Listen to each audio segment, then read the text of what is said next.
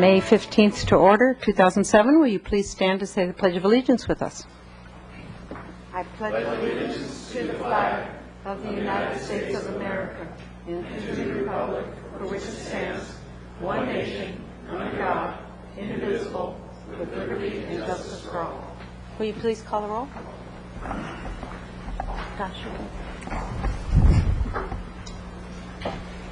Council Agency Member Barnwell. Here.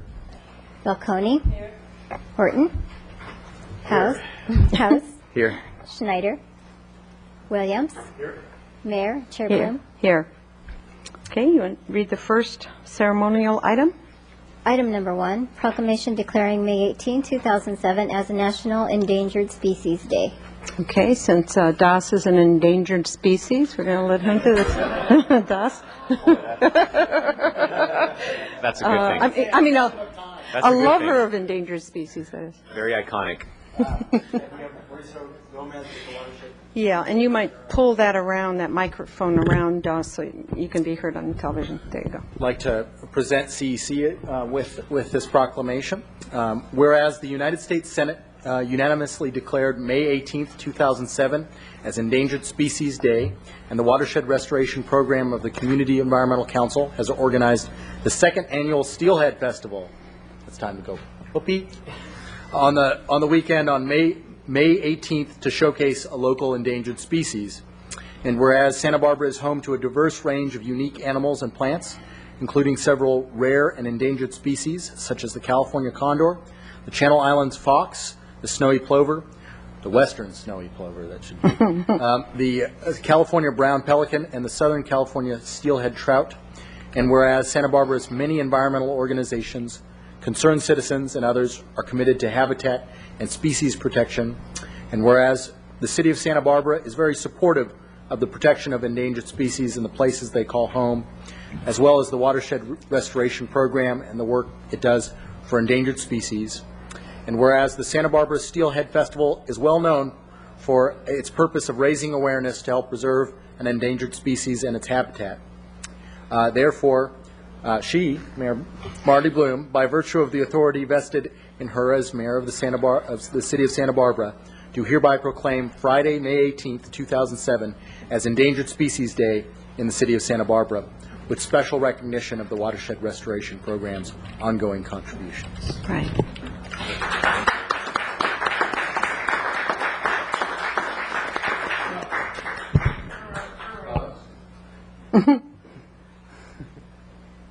Photo moment. Das, thank you. Councilmember Das Williams, thank you very much. Mayor Bloom, council members, thank you all very much for your support of this. I'd like to recognize the entire council, the City of Santa Barbara, for their efforts in leading the steelhead trout recovery efforts within the City of Santa Barbara, as well as the effects that takes on outside of the city's jurisdiction, because I think other cities in this area can look at the City of Santa Barbara as a role model to the recovery efforts of steelhead trout and other species. And we'd like to invite you all on Sunday, May 20th, to start the day with a 5K run walk at 8 o'clock in the morning on Stearns Wharf, and then follow that with learning about what's going on locally to recover our steelhead trout in the Santa Barbara area. So thank you all very much. Really appreciate it. Okay, thank you. Thank you for doing that. Okay, number 2. Item number 2, proclamation declaring May 18, 2007 as Space Enterprise Day in Santa Barbara. Okay, and Councilmember Horton's doing this. I invite Yeah. outstanding gentleman. Roger, how are you? Thank you, Roger. I'd like to present you with a proclamation. This proclamation is for Space Enterprise Day in Santa Barbara, May 18th, 2007. Whereas Vandenberg Air Force Base, like Santa Barbara, is rich in Chumash Indian history that once supported a civilization of almost 18,000 people throughout the Central Coast, whose mythology included references to the sky and stars, and the California Space Authority is proposing to build a multi-purpose California Space Center along Highway 1 outside the main gate of Vandenberg. And the goals envisioned by the California Space Authority for the center would benefit Santa Barbara and the entire Central Coast by providing space-related visitor attractions, highlighting the Vandenberg-based space enterprise contractors, and the base's stewardship of the local environment, including a space education multi-purpose area that could motivate students to study math, science, and engineering, and a launch viewing site, a conference center, and mission support complex, and an area to showcase and celebrate the role of the Santa Ynez Band of Chumash Indian history in the area that could include discovered artifacts and sacred sites located on Vandenberg Air Force Base. By virtue of the authority vested in the mayor of the city of Santa Barbara, we do hereby recognize May 18, 2007 as Space Enterprise Day for the city of Santa Barbara and express our support for the California Space Authority's concept of a multi-purpose California Space Center. So let me present this to you guys. And thanks for being here. And then please comment. Hey, getting your picture taken. Where's Roger for the photo, please? There you go.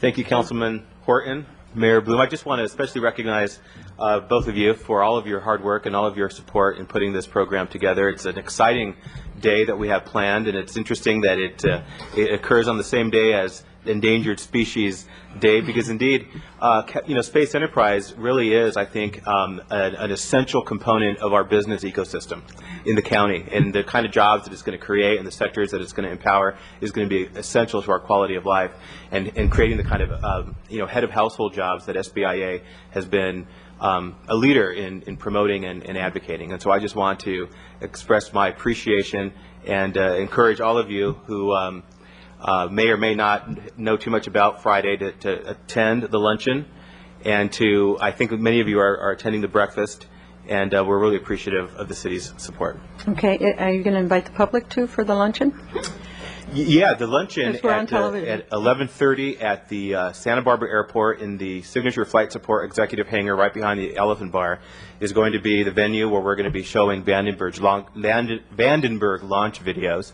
Yeah. The California Space Center. Former astronaut Rick Searfoss will be there. We'll have 250 kids from the Goleta Union School District and Santa Barbara School District. Free lunch, a great time, great program. I encourage the public to attend. And there is such a thing as a free lunch, so thank you. So I'll just let you know, Joe, I'll just let you know that I'll be in Sacramento, but I'll send one of those spotted salamanders in my place. Just for you. Thank you. Yeah, just a few words. Tim Mahoney for the record here with the Industrial Association. And thank you for those good words in the proclamation, because we are promoting math and science as much as we are promoting the Space Enterprise Day. Very important component. As Joe mentioned, we're going to have a couple hundred students coming in to this event, and we really want them to realize the educational value, the math and the science component, and the rewards and the successes that can come out of those type of good studies. So you're all invited. We'll hope to see you there. Thanks. Item number 3, proclamation declaring May 23rd, 2007 as Day of the Young Scholar. Hi. Exciting week for you? Yes. Okay.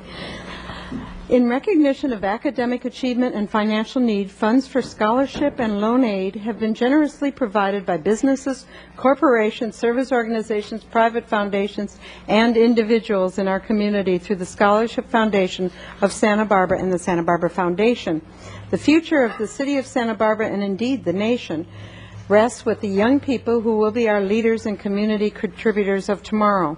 The effectiveness of these future citizens will depend on the extent and quality of the education they are able to achieve. On May 23, 2007, more than 1,800 outstanding Santa Barbara County high school graduates will be honored at the Sunken Gardens of the Santa Barbara County Courthouse as recipients of scholarships and loan grants totaling $7.4 million. Every time I read this, it gets bigger, which they have earned through their diligence and dedication. So, by virtue vested in me, of the authority vested in me, we name May 23rd as Day of the Young Scholar and commend the Scholarship Foundation of Santa Barbara and the Santa Barbara Foundation for their support of higher education for the young people in this area. And there's no one like you all, so thank you for what you do. Appreciate it. Thank you.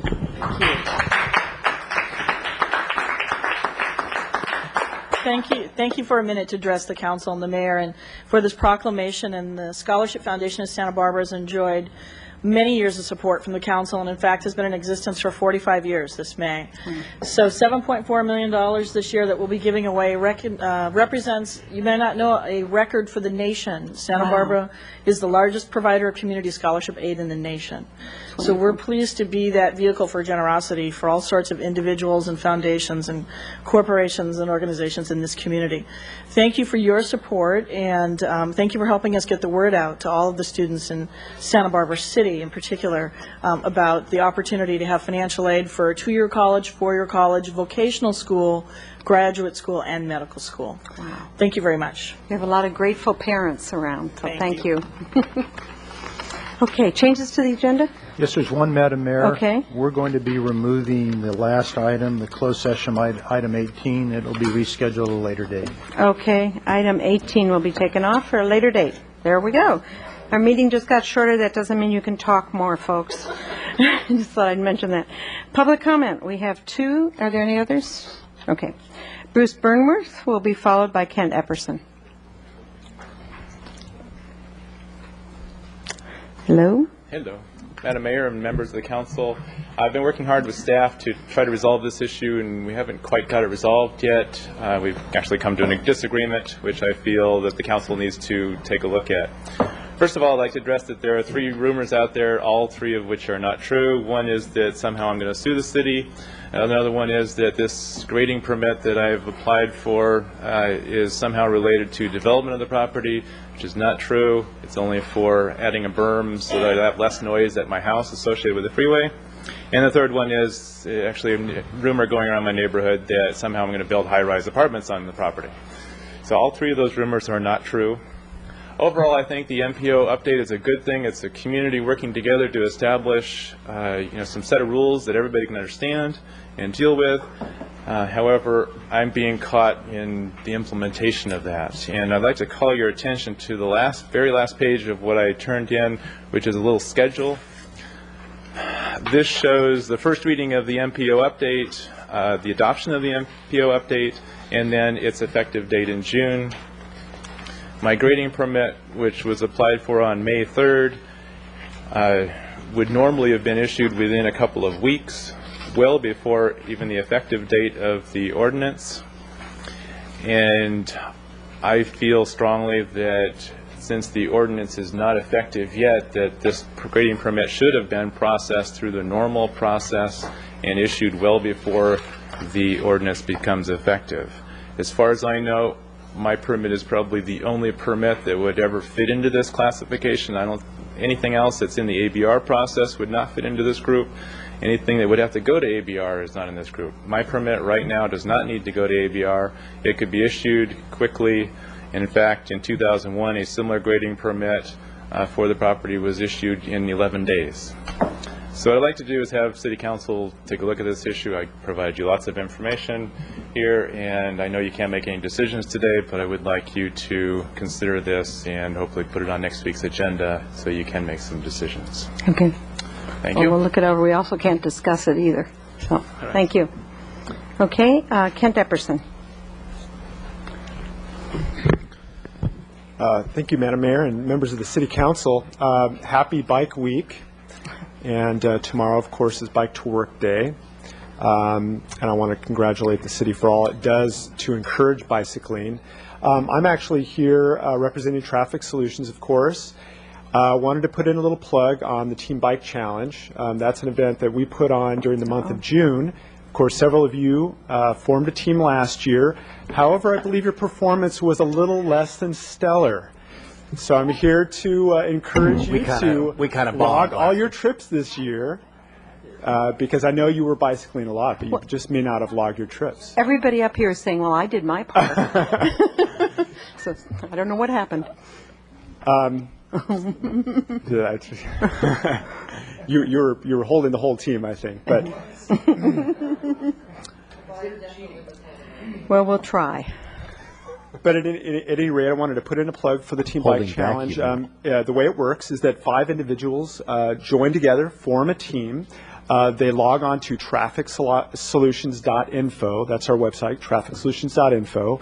and they log the number of trips that they ride instead of drive. And it differs a little bit from Bike to Work Day in that any kind of bike trip that you would have normally driven, but instead you decide to take by bike, counts towards the Team Bike Challenge. And the more you ride, the more points you generate for your team and the more prizes you qualify for. It's a lot of fun. The competition gets pretty stiff, pretty tight towards the end, people jockeying for those top positions. There's been a lot of challenges issued. I know that several other city councils will be competing. We do have a special competition that's for elected officials. Last year we gave the award to Johnny Wallace with the City of Goleta City Council. I think you can do better. I think I see some winners right here. So I also wanted to just give a T-shirt. We have a Team Bike Challenge T-shirt with the city logo on the back. This is available on our Traffic Solutions store. You can buy a variety of Team Bike Challenge items, including T-shirts. I'll leave that with you, whoever would like it. It's a little As big. well as we also have these nifty reflectors that you can put on the back of your seat to increase visibility and tell everybody that you're riding for the Team Bike Challenge. So I'll leave these as well. Okay. So with that, thank you very much for your time, and hope you guys have fun. Okay, thank you. And we can sign up online, right? Or you may Yep, have already said that. trafficsolutions.info Okay. is where you do that. Okay, great. Thank Thanks you. a lot. Thank you. That'll be a fun month of June, huh? A little nerve-wracking. I have no other requests for public comment, so we are on to the consent calendar. Will you go ahead and read by title only? Item number 5, adoption of local coastal plan ordinance amendment. Recommendation that council adopt by reading of title only an ordinance of the council of the city of Santa Barbara deleting section 28.45.009 of the Santa Barbara Municipal Code in its entirety and adopting a new chapter 28.44 of the title 28 of the Santa Barbara Municipal Code, amending the provisions of the coastal overlay zone.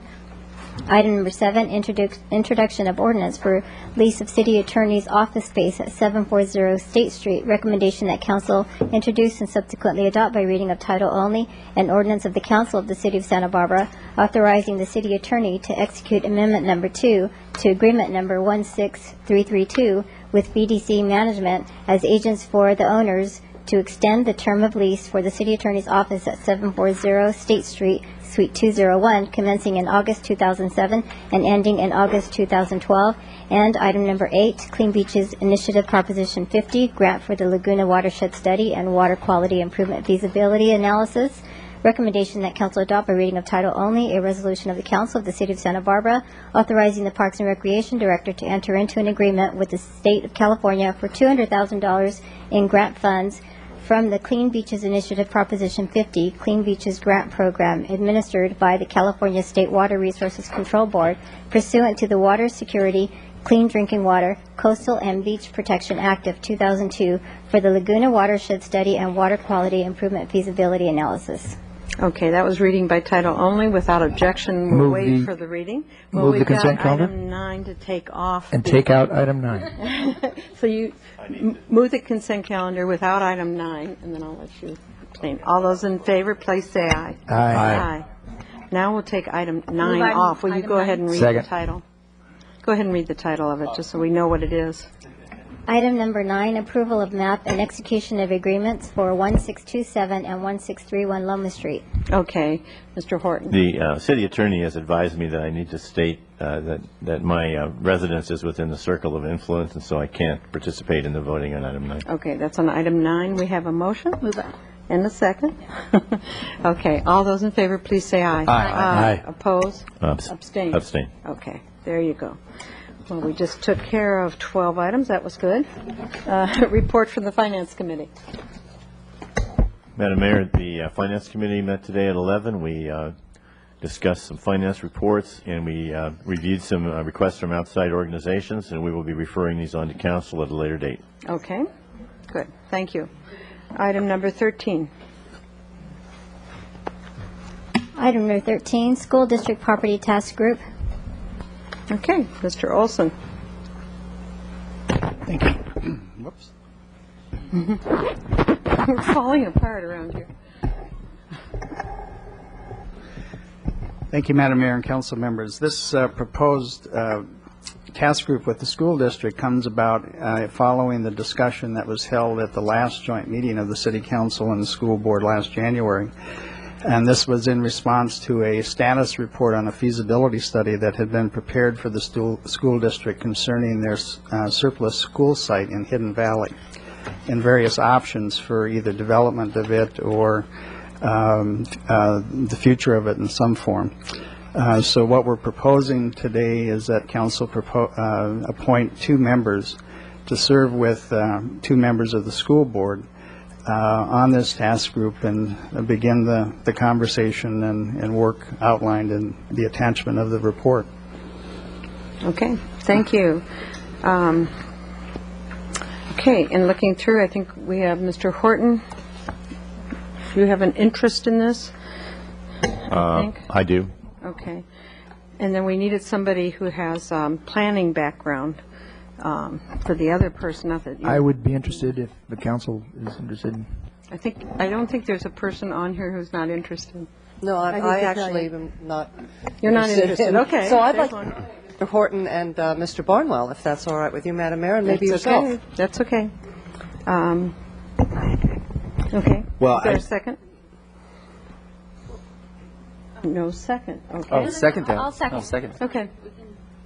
Well, also, I noticed, Madam Mayor, that there's an alternate position there, so I think Mr. Williams was pretty interested in this when it started out at the school board, so I'd be willing to be an alternate if it was Mr. Horton or Mr. Williams. Okay, the problem is we really, this is my own criteria, is I really believe that we need to have somebody in there with planning background. Okay. Just Very good. because of the... I think I went to school for it. No, Does I that understand. count? I think it's a little bit interesting that we would have a committee to talk about an issue that I brought up and then not appoint me to the committee. Okay. So?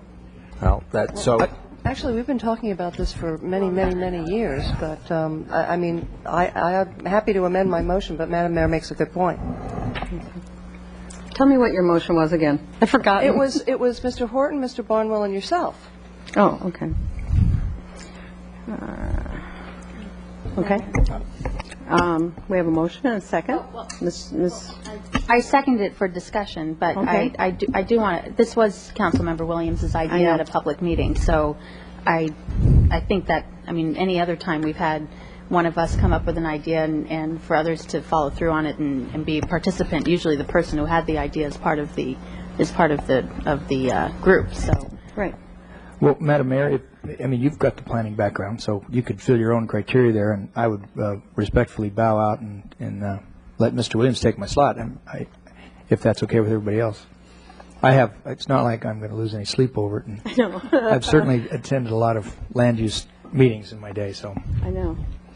Okay, so that makes your motion. Well, if that's all right with you, Madam Mayor, then I'm Sure. happy to amend the motion to include yourself and Mr. Horton and Mr. Williams. Okay. And is that okay with the seconder? Who's the alternate in that motion? We haven't decided I'll withdraw on my that. first motion and make a second motion. Okay, and the second motion is Horton and Williams and Bloom. Okay, I'll And second then we'll that. figure out who the alternate is in that. Okay. Anybody else? No other lights? All those in favor, please say aye. Aye. Opposed? Thank you. Okay, let's see if the next one is easier. Well, but- Item 14. And Madam Mayor, when do we determine who's, okay. I'm happy being an alternate and whatever. Ms. Item Schmidt number has 14. buttons. Go ahead. I'm sorry. Item number 14, citywide 980 schedule. Okay, the 980 schedule. Ms. Schmidt. Thank you, Madam Mayor and City Council members. I'm Christy Schmidt from the City Administrator's Office. Back in January, staff came and gave you an update on various initiatives that we were looking at aimed at reducing the impact of city employees' work commutes on air quality and traffic congestion. And as part of that presentation, we committed to forming an interdepartmental team to study the issue of whether it would be feasible to move the city to a 980 schedule, closing every other Friday. And so we did form that team, and I have a number of the members of the team here. In addition to myself, Karen Ramsdale, and Bob Pearson, we appointed to the team, the department heads appointed to the team, people from throughout the organization. One of the things we're looking at as part of our succession initiatives is to try and give more opportunities to our staff members, our up-and-comers, to participate in these types of large projects. So we did get people from throughout the organization. I have Susie Gonzalez here from Human Resources, Nikki Stute from the Fire Department, and Leah Watts from the library, and they're going to help me with the presentation today. In addition, we have several other members of the team here. Ken Brown from Parks and Recreation, John Martoni from Finance, Rocky Peebles from Public Works, B. Ramirez from Community Development, all helped out a great deal with this. And you can see from our team spirit, not only did we do a lot of work, but we had a lot of fun. So good. So just to give you a little bit of background on the 980, currently the city has for some time approved 980 and other compressed work week schedules based on our 5-day-a-week operations as those operations allow. That's allowed us to reach a level of 54% of our employees working some sort of compressed work week schedule. It breaks down a little differently by department. 92% of our fire, police, and airport patrol employees are currently working compressed work week schedules. And that's because the nature of constant manning really lends itself well to that type of scheduling. In our two of our larger departments, Community Development and Public Works, we've been able to achieve a rate of 46% of our employees working compressed work week schedules.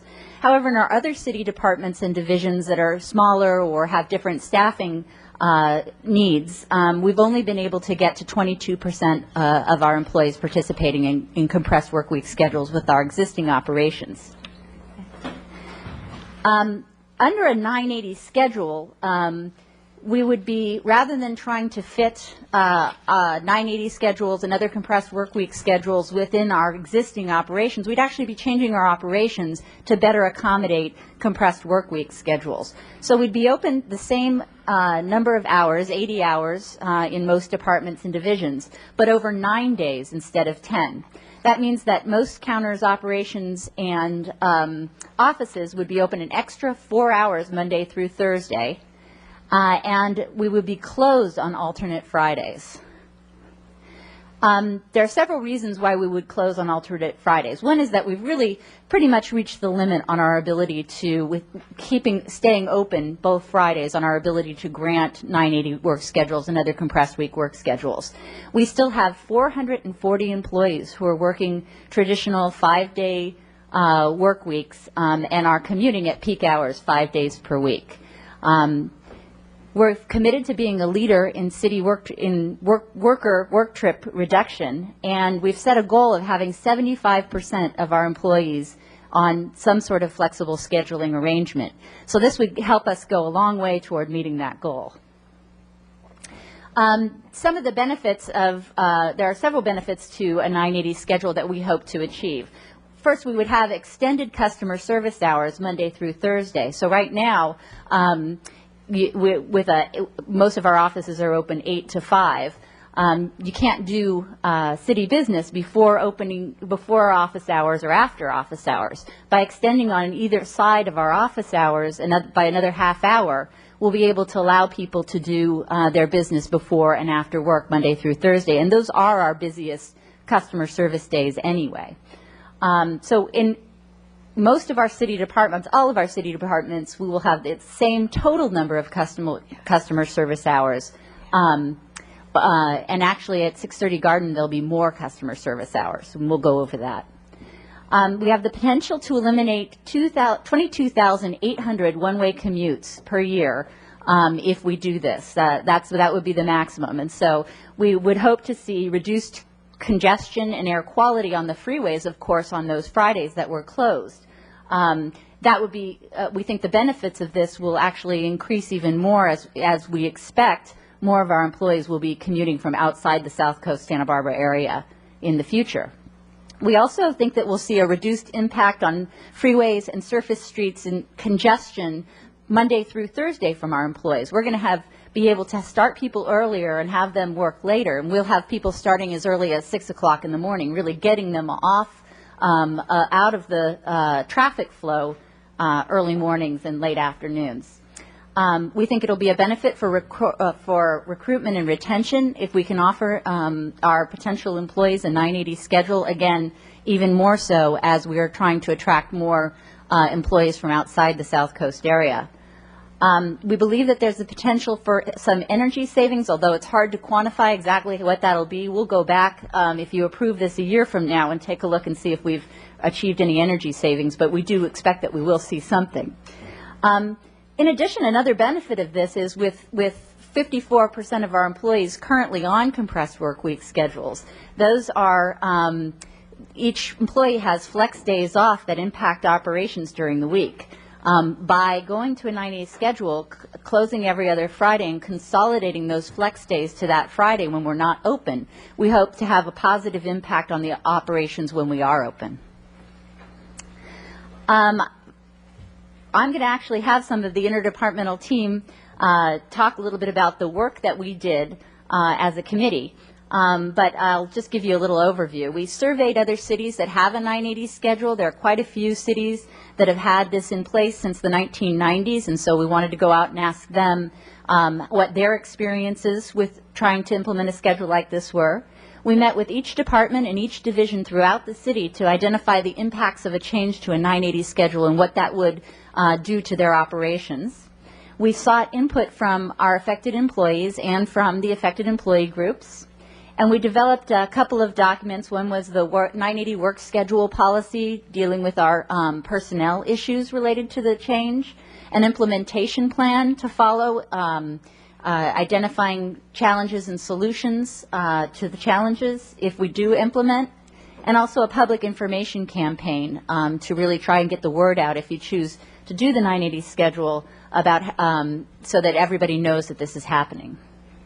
And with that, I'm going to ask Susie Gonzalez from Human Resources to talk about the survey that we completed. Thank you, Christy. We sent out a message on our League of California Cities listserv to identify agencies that have adopted a similar schedule being closed on alternate Fridays. We identified 77 agencies that use this schedule, and out of those 77, we surveyed 32 that had a population of over 50,000 or more. We received 18 responses back from those 32 agencies, and we also asked these agencies if any of them had any problems adopting this schedule, that they had to revert back from the 980, and we did not identify any agency that had to do that.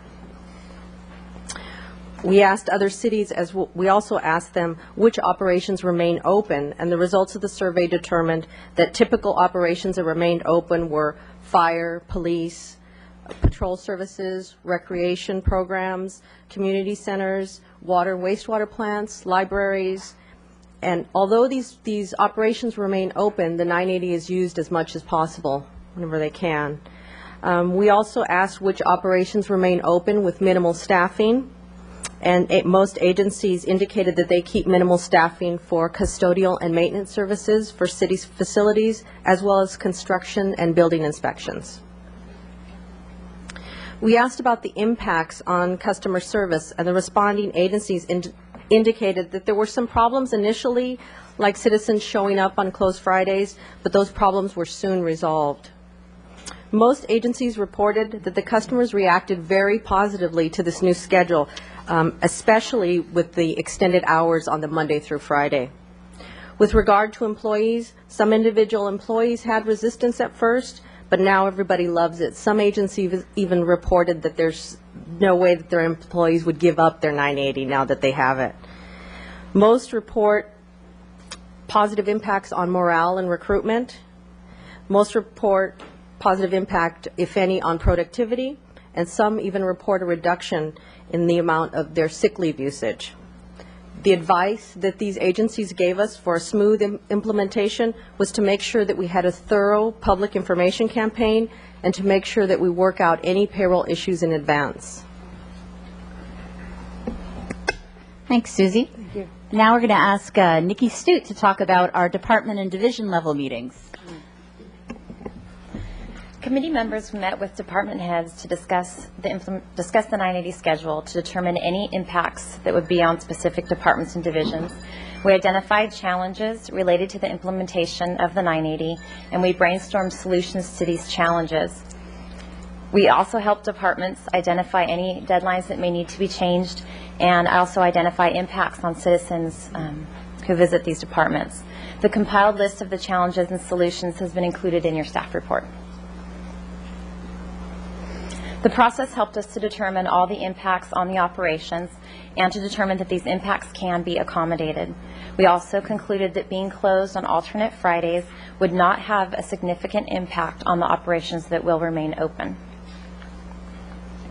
We sought employee input on the 980 change by meeting with General Treatment and Patrol, hourly and supervisory units, and we've obtained tentative side letter agreements with these employee groups. We also published 2 articles in employee newsletters inviting input from employees affected by the proposed 980 schedule. Feedback was overwhelmingly supportive of the change. A few employees expressed some concerns regarding the change. These concerns included making sure that the city would continue to allow individual flexible schedules as it relates to child care and other needs. Some also expressed concerns regarding commuter bus schedules. We found that with minor adjustments, most employees would be able to continue to use commuter buses, and we also plan to advocate for bus schedules that will better accommodate the 980 schedule. We will continue to work with Traffic Solutions in an attempt to provide new car and van pools for employees. Results of the interdepartmental study showed that the implementation of the 980 work schedule is feasible. Our recommendation is to implement the 980 with the first 9-hour day being Monday, July 9th, and the first closed Friday would be July 13th. Thank you, Nikki. Next, Leah Watts from the library is going to come up and talk a little bit about what the new schedules would be and how those would impact our operations. Yeah. So our new proposed hours of operation. City Hall and most every other city offices will begin operating from 7:30 to 5:30 Monday through Thursday and 8 to 5 every other Friday. On Mondays through Thursdays, staff will be available to the public 1/2 hour earlier and stay open 1/2 hour later, allowing citizens to take the opportunity to do their business before and or after they go to work. The offices will also be open during lunch hour. The resulting total number of public service hours will either remain the same or increase. A small number of department administrative offices may operate under different hours. Their hours and a complete list of all departments' office hours are provided in your staff report. At the Community Development and Public Works counters, they will continue to be open 8:30 to 4:30 Monday through Thursday and on open Fridays. But now they will also be open during lunchtime from noon to 1 each day. To determine their new hours of operation, the Community Development Department conducted a survey of stakeholders, and they found that 2/3 of the respondents preferred an open lunch hour to opening earlier or staying open later. With this additional hour, the public gains 52 hours of service a year.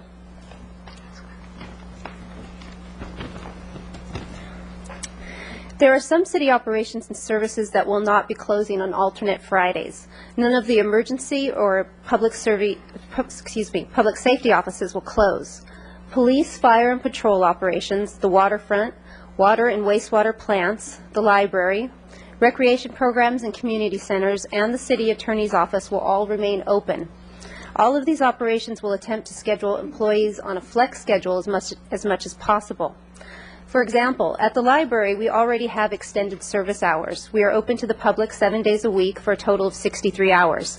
So for us to close on a Friday, it would be very difficult for us to make up additional hours. But we are still planning on participating as much as possible, and by June 1st, we intend on having 8 full-time employees on the 980 schedule. There are also some operations that will remain open on Fridays, but with a minimum level of staffing. They are facilities, custodial, and maintenance, Public Works construction inspections, and the computer help desk.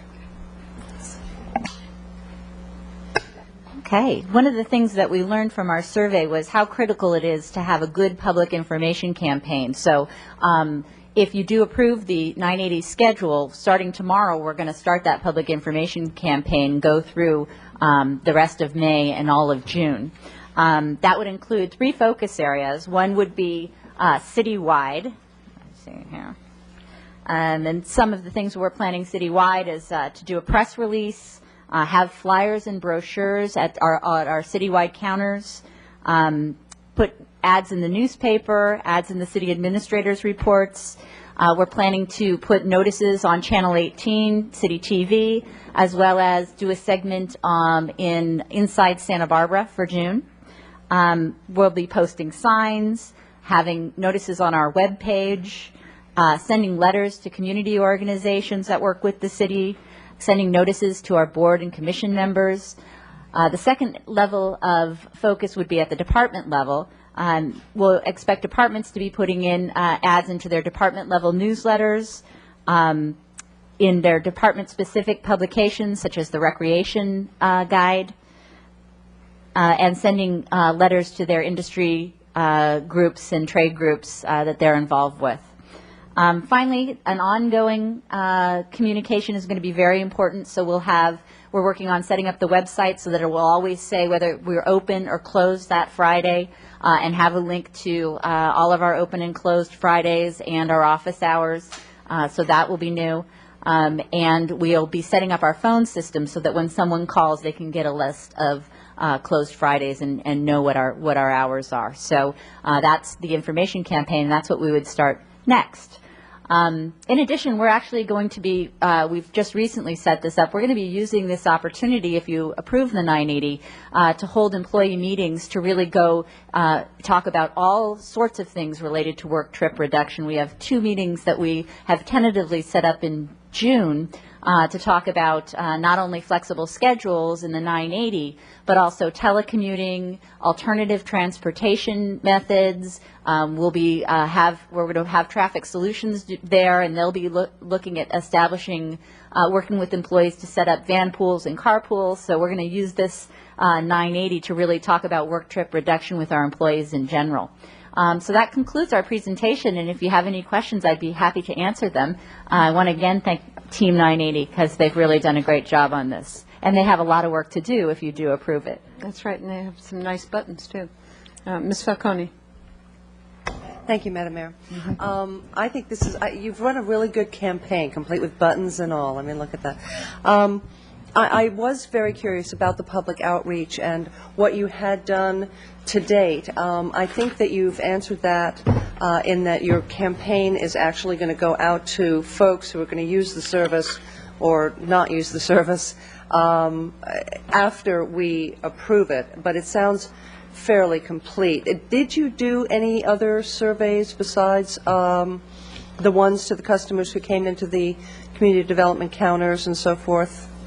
We did not. Billing or anything like that? Yeah, we did talk about it, but as far looking at the expense of doing a public survey versus what we'd get, which is, yes, I do or don't use services on Friday, we talked to the departments and got the level of customer service activity that they have on the Friday. So we didn't feel like we'd get enough additional information out of that. I mean, clearly, closing Friday means something, and that would have an impact. But. And we have satisfactorily answered the dilemma of somebody who comes to pay their bill that's due on a Friday, on a closed Friday. I mean, how are we going to address something like that? Well, I mean, in that particular example, yes, if you look at our challenges and solutions, that was one of the things that came up.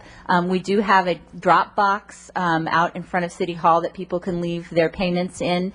In addition, for the first couple weeks, we're going to do a soft transition. So I will actually be out there with a table to show people. I thought it was going to be Grant. Grant has experience. I don't want people to show up for that, but I can't do everything. But so we'll be doing a soft transition the first couple of Fridays. And in addition, we're looking at, by the end of 2007, people will actually be able to pay those bills online. The finance department's in talks right now to get those online. So we just that don't want shouldn't be a anybody problem. getting caught up in this who doesn't necessarily need to be. And I'm totally in favor of this, and I'm glad that we have support from the entire staff.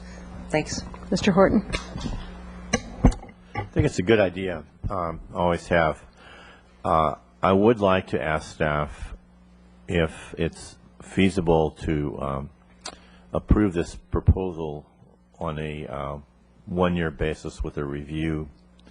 The reason I say that is while I respect and appreciate the work you did in looking at other cities, in my being here now for 6 years, I found that other cities are not necessarily like we are.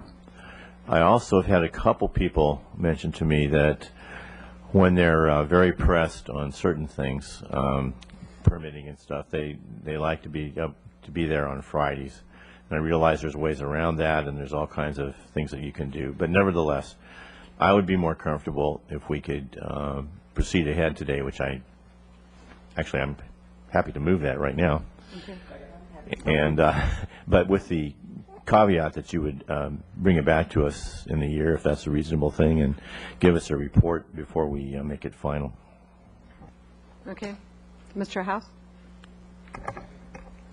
The overall concept and the way that it's been worked out is something I support. One of our constituents called me the other day and mentioned that they had a concern about our city council agendas becoming available and then to the public, and then there not being the staff that could respond to questions or issues that might come up on a Friday, which means that then it all kind of crunches on Tuesday just before a city council meeting for them to get answers and responses. And it's something, and maybe even as a city council person who might feel a need to reach a staff member right away and get a question answered, or that's an area of concern. And I'm willing to see it tried out for a year and see how it works, but I think we need to be mindful of that. In the same way, I think, didn't the ABR agendas aren't they planning on coming out a little bit earlier as part of that review process? Yes, Paul, I was talking to Paul Casey, the Community Development Director, earlier today, and they are planning on posting. They currently post them on Thursday afternoon. They're going to be doing that on Wednesday afternoon now. And there's no changes yet to City Council. That would be kind of a really big change for the CAR to come out a day earlier or something. Yeah, probably less so than ABR, because the meeting, you'd still have Monday for City Council, whereas the ABR meetings are occurring on Monday. But yes, there is that same issue. But well, that's one thing that I just have as a flag up, and we'll see how it goes. And if we need to adapt, we can maybe come up with a way. But thank you very much for all your work. Okay, Mr. Barnwell. Thank you, Madam Mayor. As the seconder of the motion, Ms. Schneider has pointed out an interesting point, and that is, Mr. Horton, are you saying that we're only approving this for a year, or are you saying that we're approving it with a review in a year, which I think would be a better way to look at it? I thought I was suggesting that we were approving it with a review in a year. Okay, good. That's great. Thank you very much. I have two questions, if I may, of the staff. I think it's two. You said 22,000 trips a year. Is that did I get that number right? Yeah, one-way trips. A potential of 22,000 one-way trips. One-way trips. Okay, so my numbers, that's a couple of buses. Yeah. If you calculate it as to how many people that is. Yeah. What did Ms. Ramsdale was adding? She thinks that that's round trips. Oh, wow. Well, see, that's why I was asking the question. If it is, that's several bus loads of people in the course of a year on any given day. On any given day, it appears to be as though it may be as many as 2 and almost 3 bus loads of people that aren't on the highway, which a very, very good thing to do. But the other question is, since we have, I haven't laid out a calendar and looked at this, but my question is, have you, so that we begin this and the Fridays that are off would match, or would most probably in most cases match other Fridays that are already traditionally off, or have we given that any thought? In other words, it seems to me, since Christmas always comes on the 25th and the 4th of July is always on the 4th, that there would be these long weekends that would be in the calendar and would tend to cluster around one given weekend. And have we given thought to implementing the process so that we either match those, and you get a 4-day weekend, which would be very cool, or not? Have we given any thought to that mathematical probability? I personally did not do that, but I did hear from people who did it, and they said that there was no way to work the system to really make it work out in the employee's favor. Right. So I just thought, it kind of balances out. Okay. So every once in a while you'll get a 4-day weekend, and that'll be great, and sometimes then you won't. Okay. Well, I think it's great, and thank you, Madam Mayor. I look forward to implementing it. I just realized we do have one speaker Oh, I'm Mr. sorry. Pritchett. No, I'm sorry. I should have told you. Mr. Pritchett? And then Ms. Schneider and Mr. Williams still.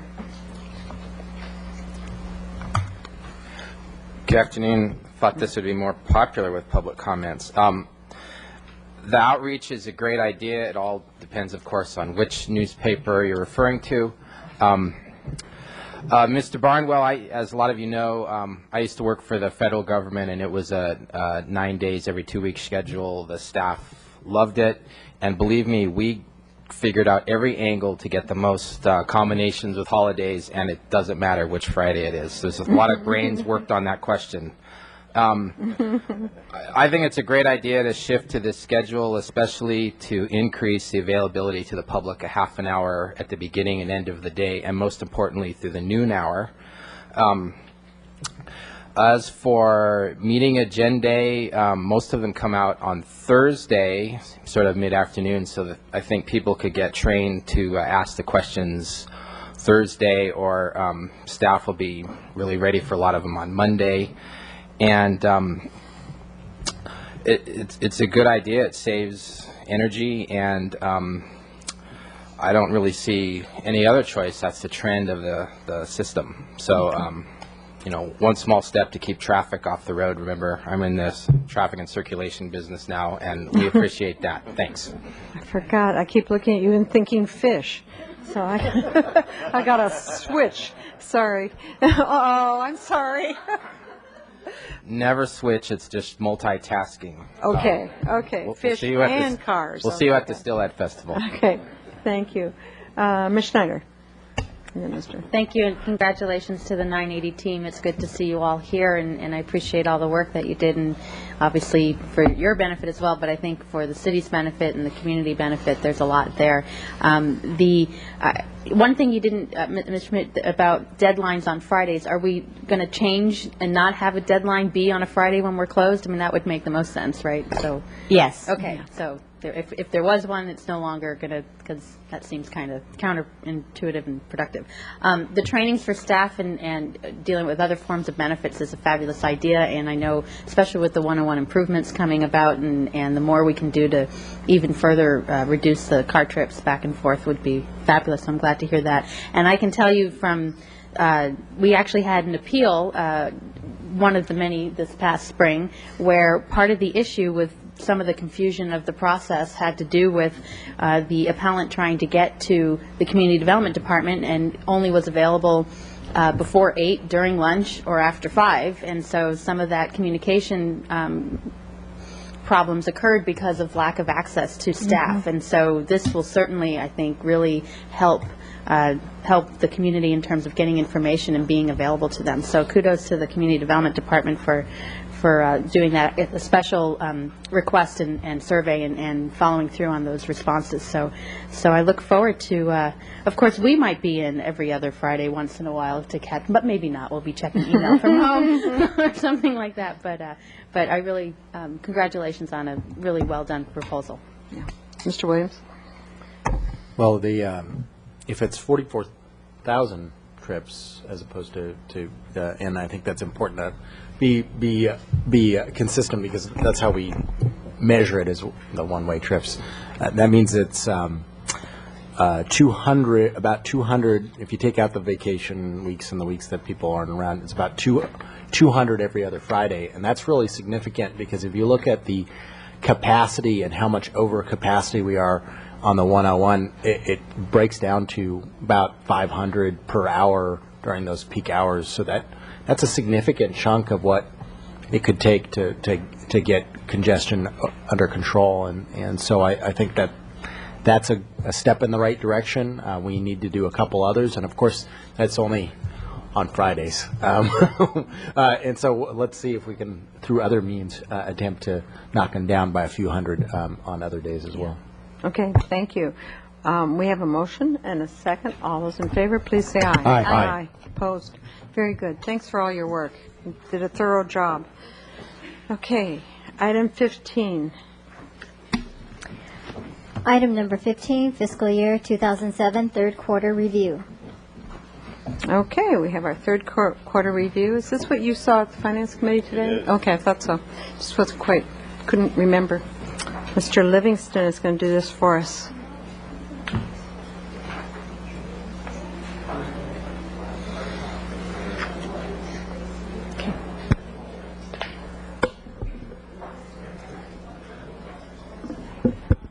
Good afternoon, Madam Mayor, members of council. Is this mic close enough here? Got this box in the way. I'm here, I'm Rudy Livingston. I'm the accounting manager for the city, and I'm here to present the third quarter review of revenues and expenditures. The council agenda report includes 2 attachments. The first attachment is a narrative explanation of the 9-month results of operations and variances. The second attachment is a summary statement of revenues and expenditures that we refer to as the interim financial statements. Now, I would like to begin our discussion here with the general fund revenues. Through March 31st, we have received $68 million in general fund revenues. This is approximately $2.6 million under the year-to-date budget. This negative variance at March 31st is primarily attributable to negative variances in sales tax, fees and charges, and the anticipated year-end budget variance that was included in this year's budget. Sales tax revenues are almost $669,000 under the year-to-date budget at March 31st. This 3.2% negative variance is partly due to the timing of sales tax payments from the state under the triple flip, and partly due to the lower than expected growth in revenues. And I will spare you another discussion of the triple flip at this time. Thank you. It will have no impact, next year. The current year projected budget the current year budget projected that sales tax revenues would grow 4.1%, but thus far the actual growth has been essentially flat. Staff is projecting that the annual growth in sales tax revenues will be 2.1% and that revenues will end the year approximately $395,000 under budget. Fees and service charge revenues are approximately $660,000 below the year-to-date budget at March 31st. This 3.7% negative variance is primarily due to negative variances in the community development and parks and recreation departments. Community development revenues are $430,000 under the year-to-date budget due to planning and building and safety revenues. These revenues are dependent upon many factors that are beyond the control of the department.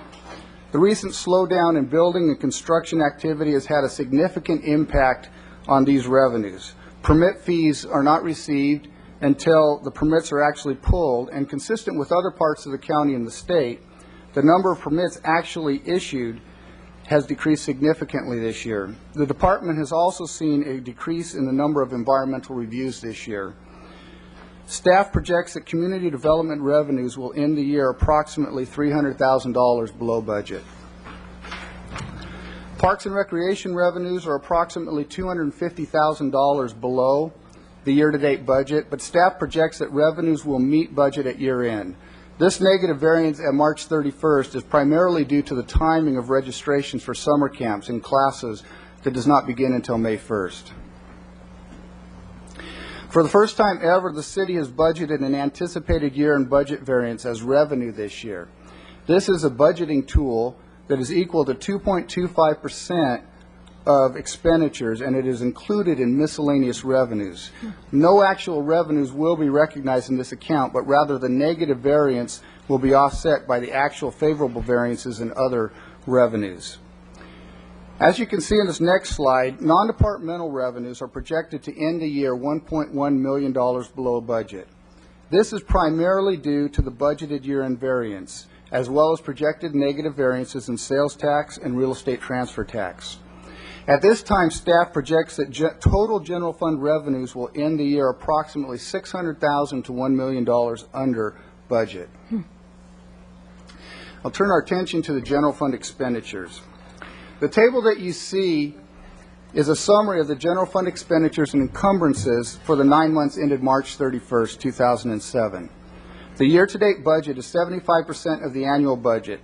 Through March 31st, general fund expenditures and encumbrances are $3.4 million under the year-to-date budget. All departments except non-departmental are within the year-to-date budget at March 31st. All departments will be closely monitoring expenditures throughout the remainder of the year to ensure that the expenditures end the year under budget. I'll talk about a couple of the significant variances in there. The administrative services expenditures are approximately $271,000 below the year-to-date budget. And this is primarily due to disputed election costs that have not yet been paid to Santa Barbara County. The city has placed funds in an escrow account pending final resolution of this dispute. Community Development Department expenditures are $498,000 under the year-to-date budget at March 31st. $480,000 of this variance is due to savings in salary and benefit costs arising from several key positions that have been vacant for several months during the year. The rest of the variance is due to savings in special projects and equipment expenditures. Fire Department expenditures are $307,000 below the year-to-date budget. This variance is due to a mid-year adjustment to increase appropriations for equipment replacement and purchases that were approved in February as part of the mid-year review. These appropriations are expected to be used by year-end. Variances in the library, parks and recreation, and police departments are primarily due to salary and benefit savings from vacancies in key positions this year. Public Works expenditures are $518,000 under the year-to-date budget due to personnel costs savings and underground storage tank abatement costs. Salary and benefit costs are 6.9% under year-to-date budget due to vacancies, particularly in engineering. Underground storage tank abatement costs are budgeted on a multi-year basis, and any unused appropriations will be carried forward into subsequent years until the program is completed. Non-departmental expenditures often exceed the year-to-date budget at March 31st because of the timing of debt service payments that are made semi-annually during the year, encumbrances that are for annual contracts, and also larger community events that occur in the first half of the year. While there is a negative budget variance at March 31st, through 9 months, expenditures will be within budgetary limits at year-end. Now that concludes my discussion on the general fund, and if there are questions, I'd be happy to answer them. Otherwise, I'll proceed to the enterprise funds. Yeah, if I could just ask, Sure. we seem to be off, and I know you have we have various ways of explaining it, but do you Yeah. think that our assumptions were just off a little bit this year? I'm just wondering, because I see... On the revenues or the expenditures? Actually, on both, because on this one, yeah, we actually look fine on this one, so it's really the other one. But I noticed 7 out of 12 were off on the other one, and I mean, maybe that's just the way that is. I just don't remember ever seeing that much off before. We're usually pretty good. It's, we do these budgets 2 years in advance, so I know. it's hard to project, and, It could be the second year then, Yeah. which it is. Okay. And also, Mr. Armstrong? it does reflect a softening economy. We saw this year, the economy is definitely getting softer on the sales tax, on the building permit revenue. Some of our key revenues are softer than we expected, and that's why next year we're being very conservative in our assumptions. The good news is that the under on the revenue is more than offset by the expenditure savings that you see Right. up there. Right. But those expenditure savings are part of it because we're having trouble recruiting, so, anyway. Yeah. Interesting to look at all this. Thank you. Yeah, it is. It's Okay. interesting to go through and do the analysis Yeah. and work through it, and Think then it the through. budgeting side of it's even more fun. There you go. So- Oh, I'm sorry, Mr. Horton. I just wanted to say that this is kind of my field, and I'd say this is pretty good. And from what I know, you're going to have some variances over a projection this long, and really they're all they're pretty close. And I think that when we see the year end finally come in, there'll be a few changes, but I think it's going to be amazingly close. Okay, that's good. Good to know. Thank you. Well, then I'll proceed with the enterprise fund revenues. The table that you see here presents the year-to-date revenues for each of the enterprise funds in comparison to the year-to-date budget and prior year revenues. The year-to-date budget is calculated based upon a 3-year average revenue collection rate through March 31st to account for the seasonal nature of these revenues. Revenues in the water, airport, and waterfront funds are ahead of the year-to-date budget at March 31st. Staff is projecting that all enterprise funds except the downtown parking and golf funds will meet or exceed budgeted revenues at year end. and I'll briefly discuss a couple of these variances.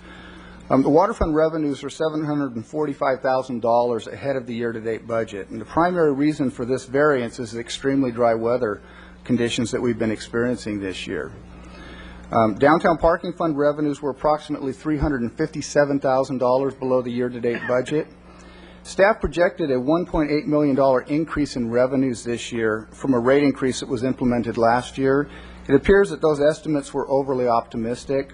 Actual revenues through the first 9 months of the year are 4.9% below the year-to-date budget, and they're expected to end the year approximately $600,000 under budget.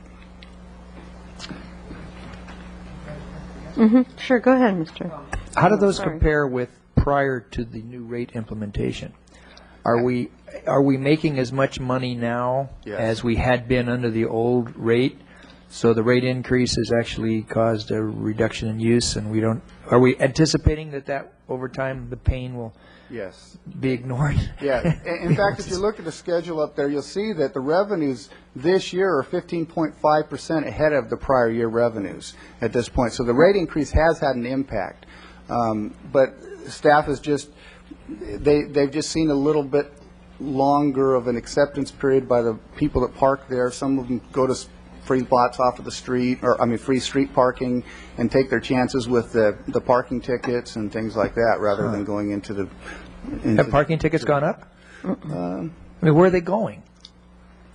No, I'm serious. Where are the people going? The numbers of cars is reduced, is essentially what you're saying. The numbers of cars have reduced. So where are those prior occupants of the lots parking? They're not sure exactly. Some of it could be due to people visiting the city. Some of it is people that are opting for the 75-minute or 90-minute free parking zones on the streets. Okay. Yeah. Thank you, Madam Mayor. Thank you. If there are no other questions on the revenues, I will move on to the enterprise fund expenses. Expenses for all of the enterprise funds are under the year-to-date budget amounts at March 31st. The waterfront expenses are almost $1.2 million below the year-to-date budget. The timing of the debt service payments accounts for approximately $507,000 of this variance. These payments are made semi-annually, with the largest payment being due in the fourth quarter. $290,000 of the variance is related to salaries and benefit savings due to retirements and other position vacancies. Water purchases resulted in another $183,000 of the variance. We have several sources of water, and water purchases are actually made when needed and not evenly throughout the year, thus giving rise to variances throughout the year. Wastewater fund expenses are $1.2 million under the year-to-date budget, with $641,000 of this due to the timing of debt service payments, similar to the water fund. And an additional $300,000 is due to salary and benefit savings, primarily from retirements and staff attrition. Additionally, the sewer lateral replacement program accounted for $128,000 of the variance. This multi-year program was initiated in January of 2007, and all unspent appropriations will be carried forward into future years.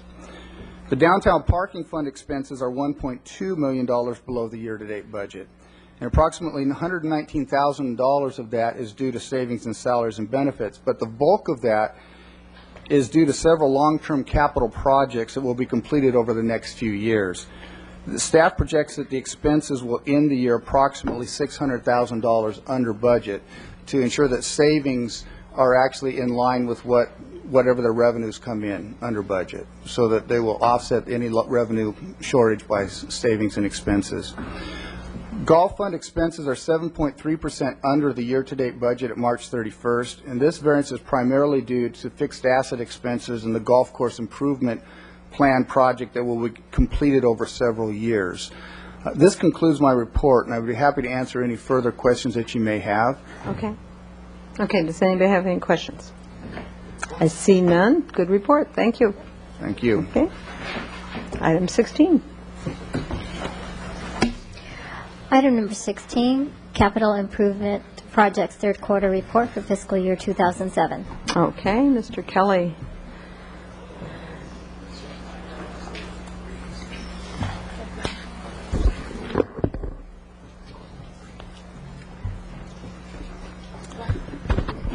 Madam Mayor and Council, Pat Kelly, Assistant Public Works Director, City Engineer. This is our quarterly report to Council on the city's capital improvement program. I'll review some highlights of design, and then John Schoaf, our Principal Civil Engineer, will go over some highlights of construction, followed by a brief video featuring some capital improvements from our Creeks Division's projects, prepared by our City TV group. Here we have over 40 projects valued over $180 million for current designs just in engineering. There's several others in other departments. And I'd like to go over just some of the few highlights that we have here before you. Starting with the rental car facility out at the airport. This is a project where the rental cars will consolidate their fueling and washing activities in the area that will eventually reduce the number of traffic trips in the area. Of course, the design will, the facility itself will have several, as many sustainability features as possible, and it is located at the end of David Love Place. As you can see, here is the airport, and going through over to David Love here on the other side of the freeway, other side of Hollister Avenue. This is the, well, now that the Creeks Surf Project, or Summer Urban Runoff Facility, is completed, the area on top of the bluff above Bonnet Park is now available for recreation uses. And this is a project that the city's recreational staff, I think, has done a very interesting job to create a recreational community use, and this has included outreach to the community itself, to provide a recreational facility that entertains and also provides opportunities for education regarding the creek, just below it, Old Mission Creek and Bonnet Park, and other sustainability features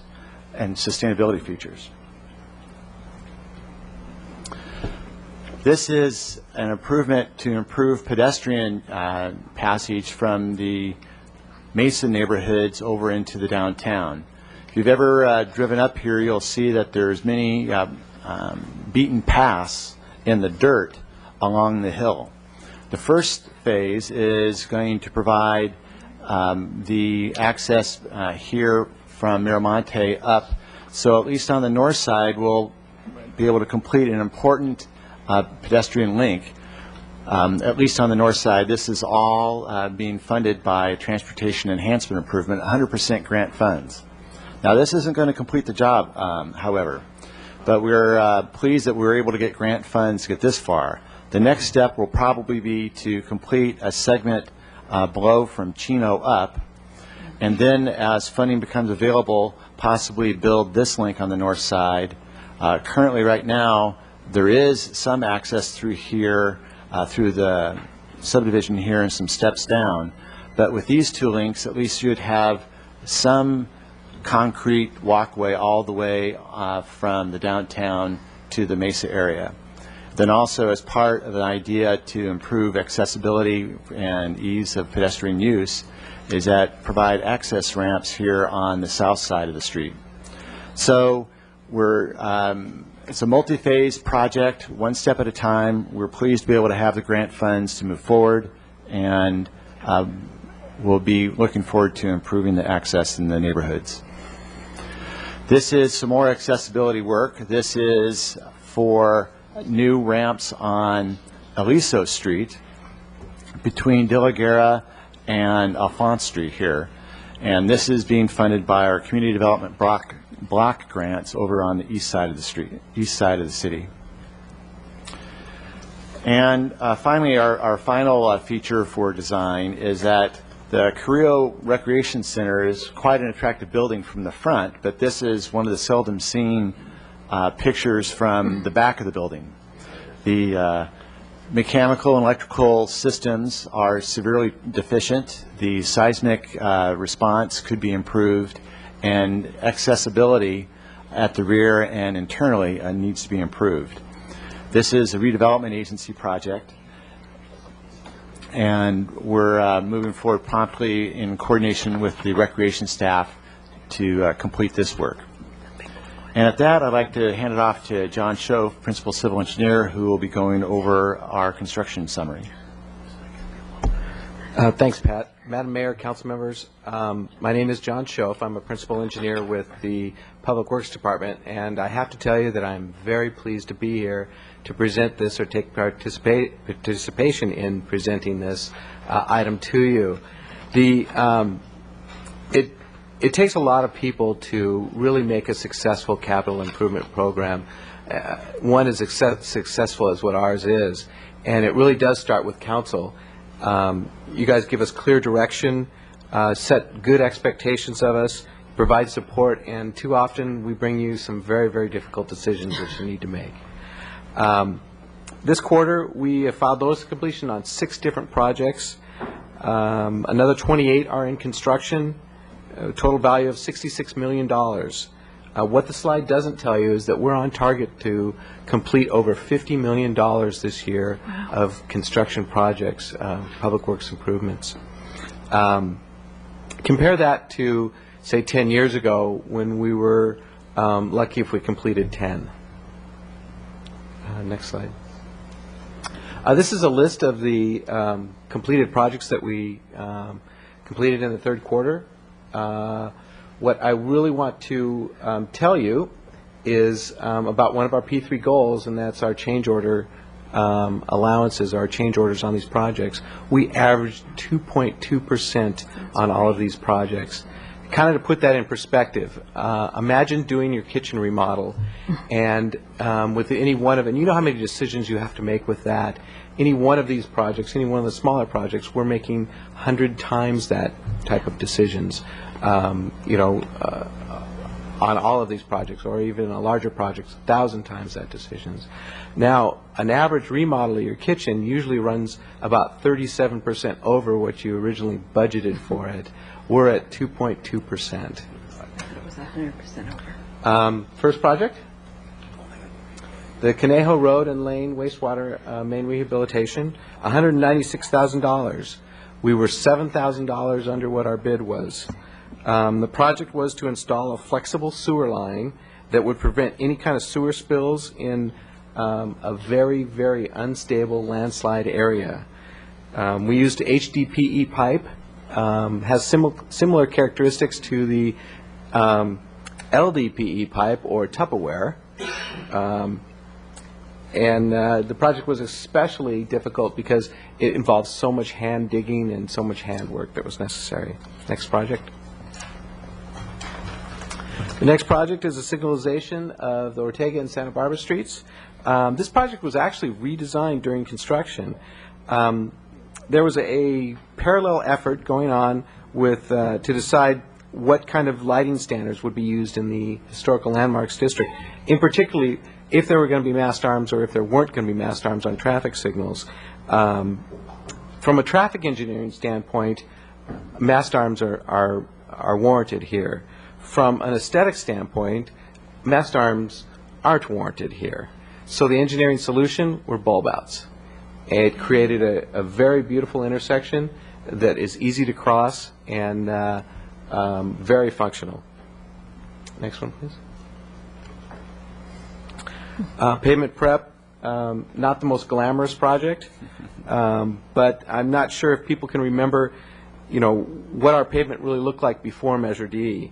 Our pavement maintenance program's goal was to really bring the pavement quality up to a point where we could do pavement preps and slurry seals, because that is the most cost-effective way to maintain the streets. And by doing that, we've been able to take some Measure D money and put it towards the sidewalks and the access ramps and transit. So I think this is a really great project in that respect. SURF, this is a fantastic project, one that I found incredibly interesting, and it's all happening underground.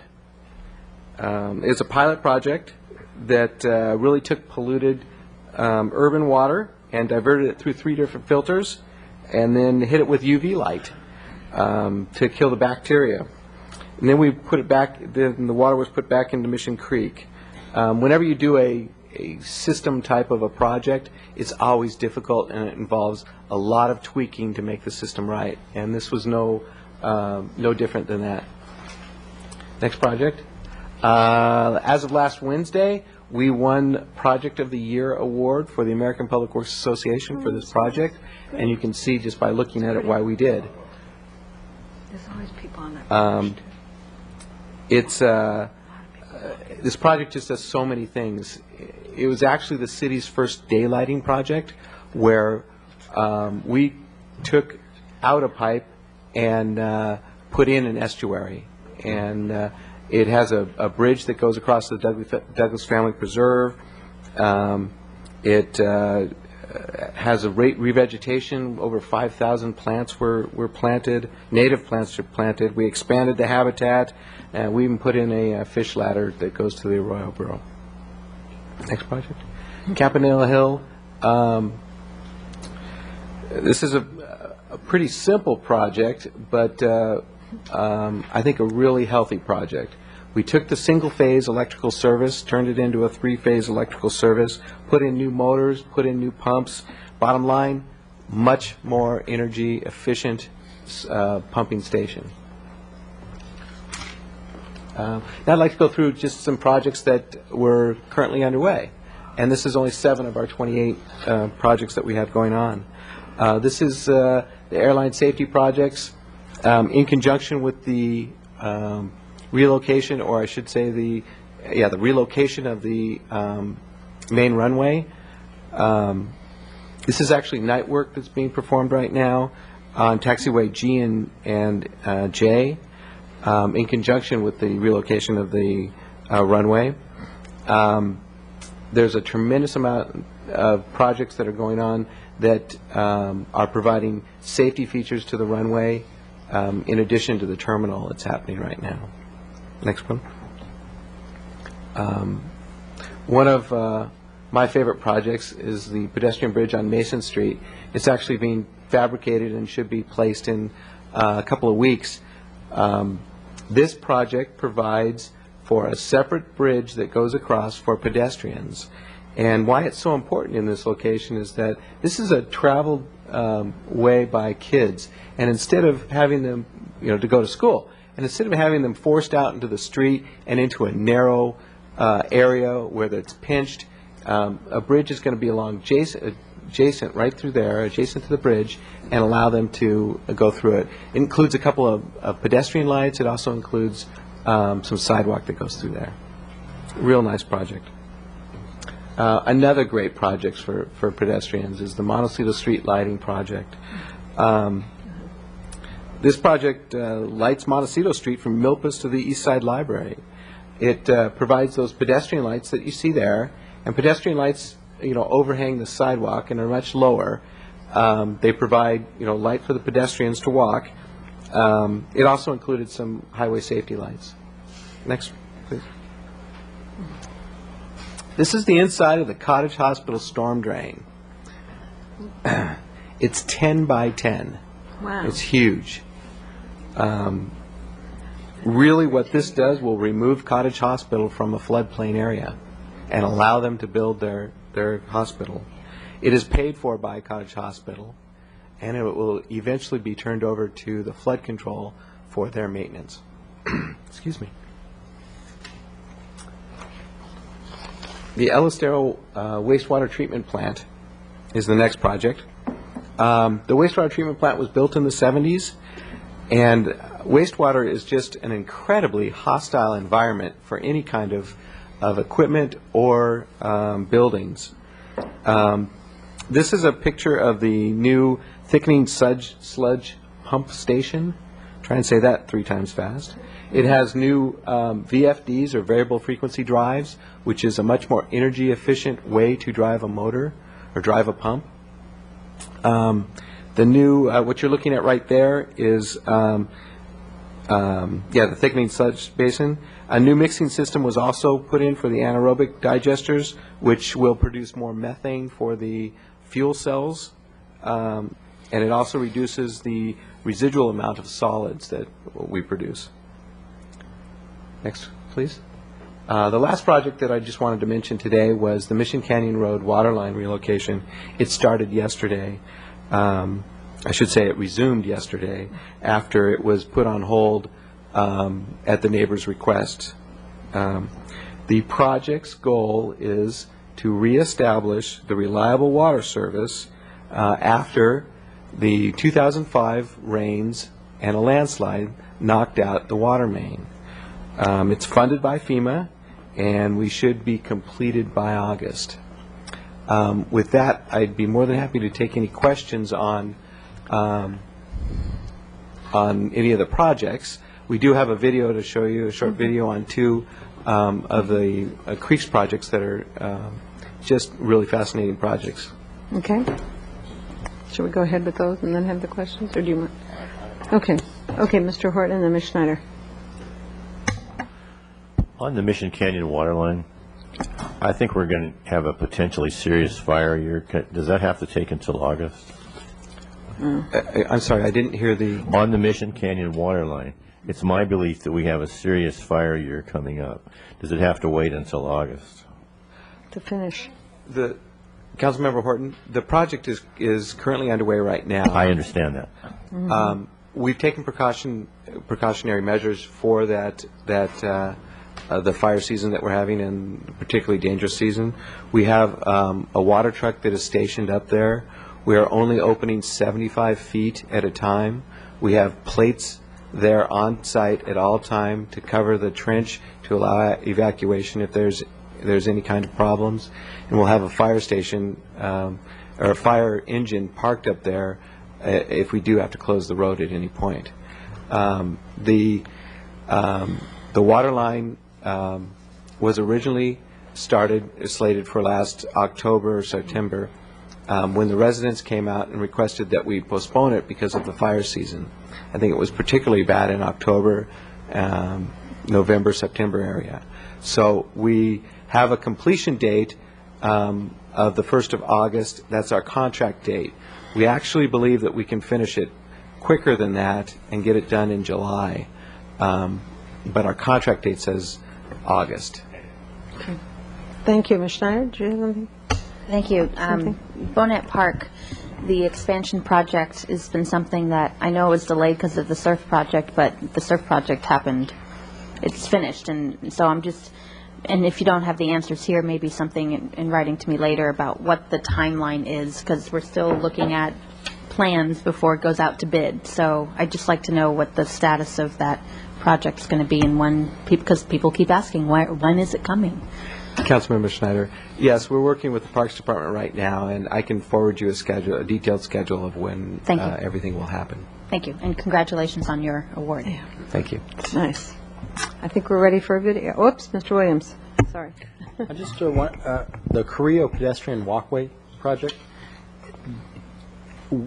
Are there plans, or will that address the crossing from one side to the other, which is a big issue and it takes someone extremely adventurous to do? Where's that? Carrillo Hill, in that Miramonte area, you have an area where they just have a large population that lives back there, but there's no connectivity in the crossing Carrillo is quite an endeavor if you wanted to do so. So what's the deal there? When is that project going to address it, or is there another project that's going to address it, or do we have to come up with a project that's going to address it? Councilmember Williams, we'll have to come up with a project to complete both sides of the street. The total cost estimate to do both sides of the street is several $1 million. Currently, we have a grant from the Transportation Enhancement program that I mentioned at less than $800,000. So what we're doing is trying to concentrate one step at a time, and the focus right now is that, as part of our analysis, is that the least expensive side of the street to complete a link from the downtown to the Mesa is on the north side. So that's the side that we're focusing on. Plus, it also addresses what I've observed over the years, living in the Mesa and driving up the hill. I think one of the more severe pinch points for pedestrians, and that's on the north side, just here.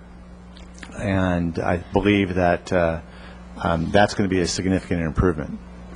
So it's one step at a time, like many improvements within the city. But my question is how to get across the street. I mean, on Carrillo. I mean, are we going to address that as part of this at some point, or do we have to come up with something that else? is not specifically being addressed. When we rephrase that, the current problems of crossing the street will not be changed. The intent is to create a passage so that there's not a need or desire to have to cross the street because of the location of the sidewalks. I think it's a good project. I just don't think you can avoid that need in the long run unless we want to permanently separate those neighborhoods, because people actually do walk back and forth between those places. They run. Yeah. Yes. Yeah, some of them even run. That's true. And the runners even run faster, I understand. And we've looked at several of the issues regarding that, and putting traffic control devices on steep hills is very is really not recommended. So we're really in a very difficult position. There's no place to really provide that controlled access from north to south. So I mean, from either side of the street. So that's why we're focusing on completing what we think we can do, which is one side of the street with sidewalks. Okay, I think we're ready for the video. All right, thank you.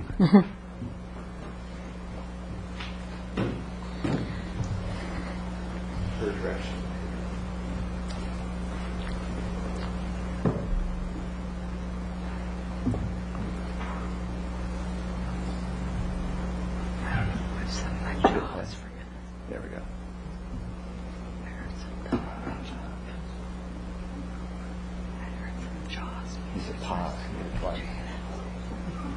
It's lovely. Grease, pesticides and fertilizer, and bacteria from pet waste. This water discharges to Old Mission Creek and continues downstream into Mission Creek and East Beach. East Beach has been the site of past beach warnings due to high bacteria levels. The West Side Surf Project will improve water quality in Mission Creek, provide safer conditions for children playing in Bonnet Park, and contribute to a healthier ocean. As part of the pre-treatment process, oil, grease, and sediment are removed. The water then passes by ultraviolet light and is disinfected before it returns to the drain, and the cleaned water is discharged to Old Mission Creek. The goal of this project is to kill viruses and bacteria that could be potentially harmful to humans. With the new facility in place, water quality in both creeks and ocean will be improved. City staff worked through many unique technical challenges in creating this innovative water treatment design. The UV treatment facility is the first of its kind on the Central Coast, and if successful, may be used in other locations throughout the city. During the project, Public Works managed the construction, and through inspections found and fixed features that did not match the design. They also worked with Creek staff to make sure their vision became a reality. Another ambitious project that was recently completed is the Arroyo Burro Estuary and Mesa Creek Restoration Project. In June 2006, the city's Creeks Division began an extreme makeover of the intersection of Mesa Creek and the Arroyo Burro Estuary. The Public Works Department set forth an ambitious 7-month construction timeline to complete both the civil portion and landscaping. The area is an important habitat for many plants and animals, including the tidewater goby and southern steelhead trout, which are on the endangered species list. The site also plays a key role in water quality for Arroyo Burro Beach. These were important factors in the Creeks program's decision to focus on this spot for their most ambitious restoration project to date. Anytime construction and restoration are done in an open space, unknowns are bound to occur. Public Works dealt with everything from protecting the existing wildlife to relocating a solar panel at Hendry's Beach. Yet one of the biggest challenges of this project was installing a prefabricated footbridge. In the end, this 72-foot-long bridge allows local residents and visitors to discover the wonderful nature that surrounds them. Located at the end of the Arroyo Burro Beach parking area and within the Douglas Family Preserve, the project restored a coastal estuary and riparian and coastal sage scrub habitats. A 300-foot concrete culvert installed in 1968 was removed in order to daylight Mesa Creek.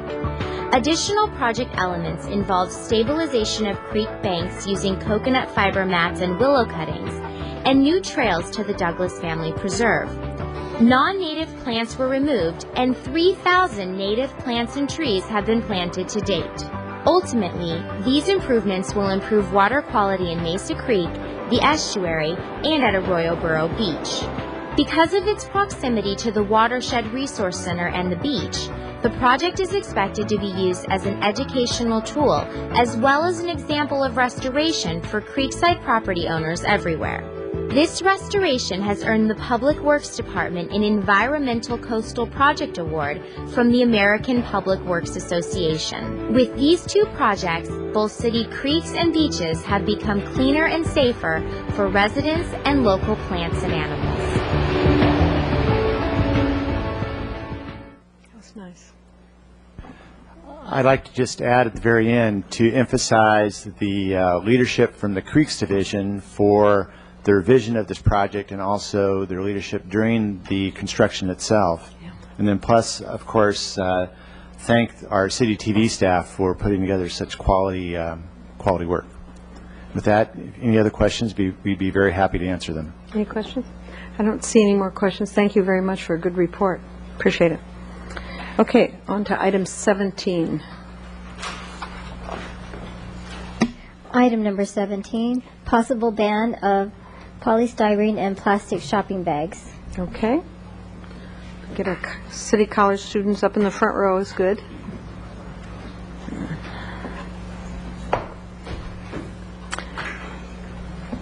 I've gotten a lot of people asking me about this, and I just tell them we haven't talked about it yet. Just so that everybody knows this has not been a discussion item yet, so we're just starting out. So, Mr. Mack, are we going to start with the City College students? All right. You can just state your name and then give us your report. I hope you get an A on this, by the way. I think we're far beyond that. Oh, okay.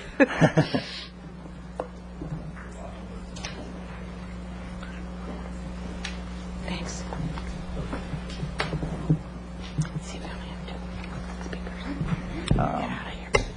James Griffin with the Santa Barbara City College. I'd like to thank you, Madam Mayor, sure, council members. Okay. Madam Mayor and Matt, go council ahead. members, I'd just like Wasn't to sure how- introduce There you go.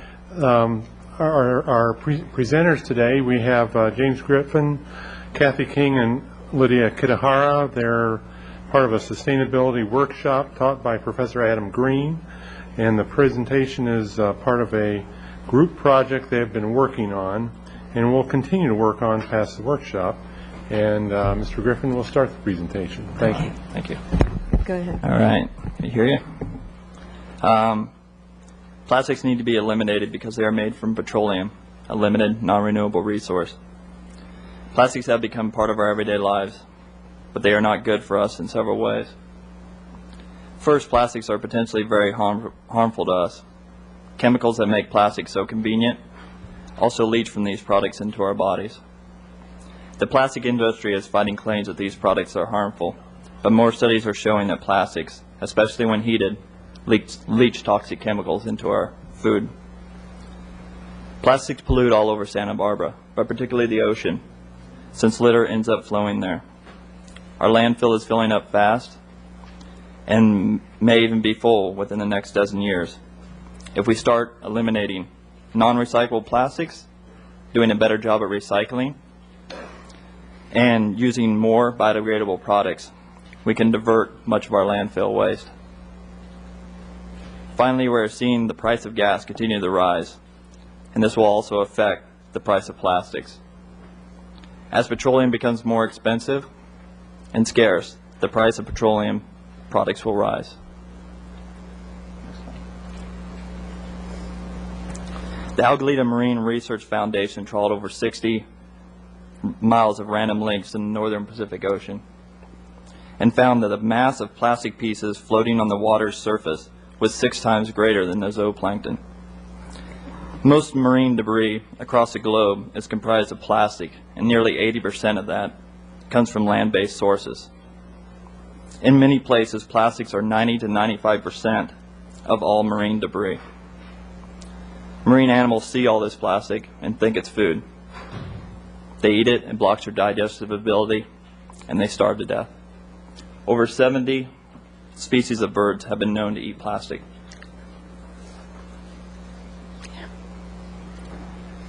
Many types of plastic we use every day are suspected carcinogens. These include the very popular water and soda bottles. Plastic also contains endocrine disruptors. They mimic hormones in humans and animals and interfere with their reproductive systems. The biggest problem with endocrine disruptors is that they are very effective at low dosage. So it doesn't take much exposure to be at risk for cancer and other health problems. A recent report by the Environment California Research and Policy Center in Los Angeles contends that the chemical bisphenol A is leaching from baby bottles into infant bodies and has the potential to cause harm to their systems. As a result, parents all over Los Angeles are switching to glass baby bottles. This is only one such report.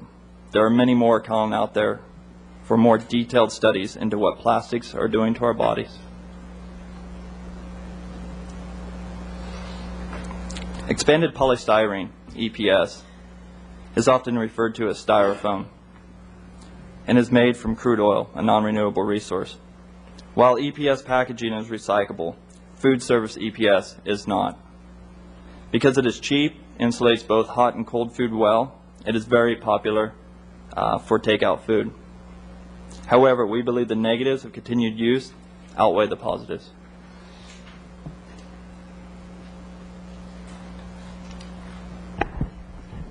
EPS is extremely lightweight, so it flows easily from trash cans and landfills and often ends up in our waterways.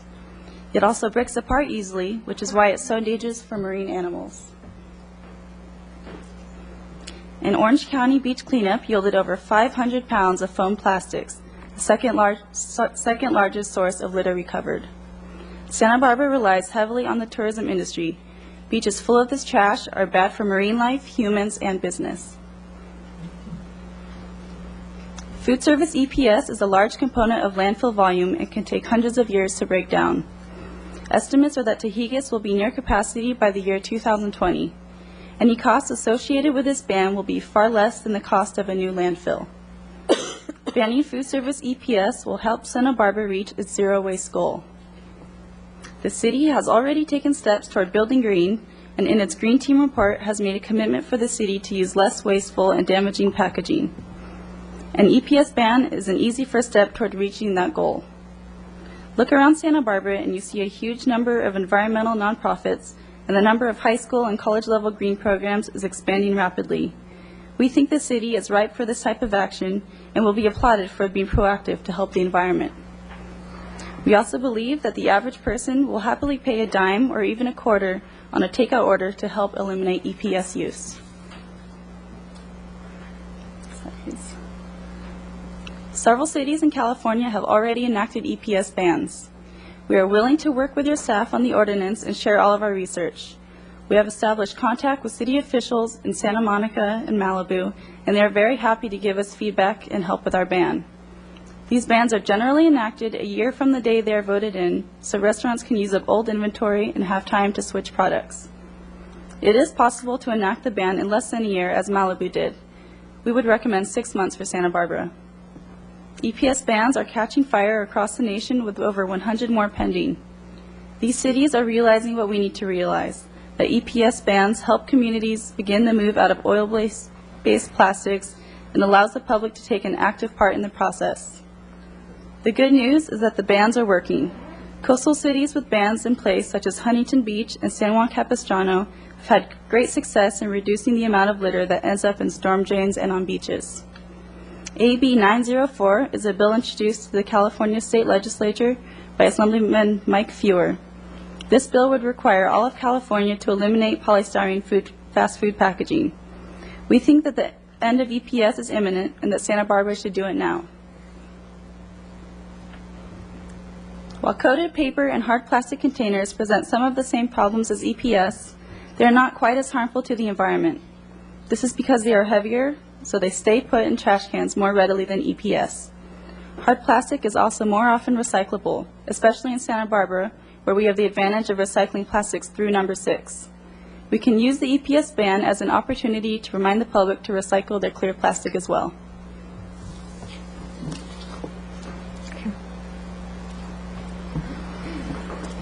Biodegradable containers are the best option as they become more affordable.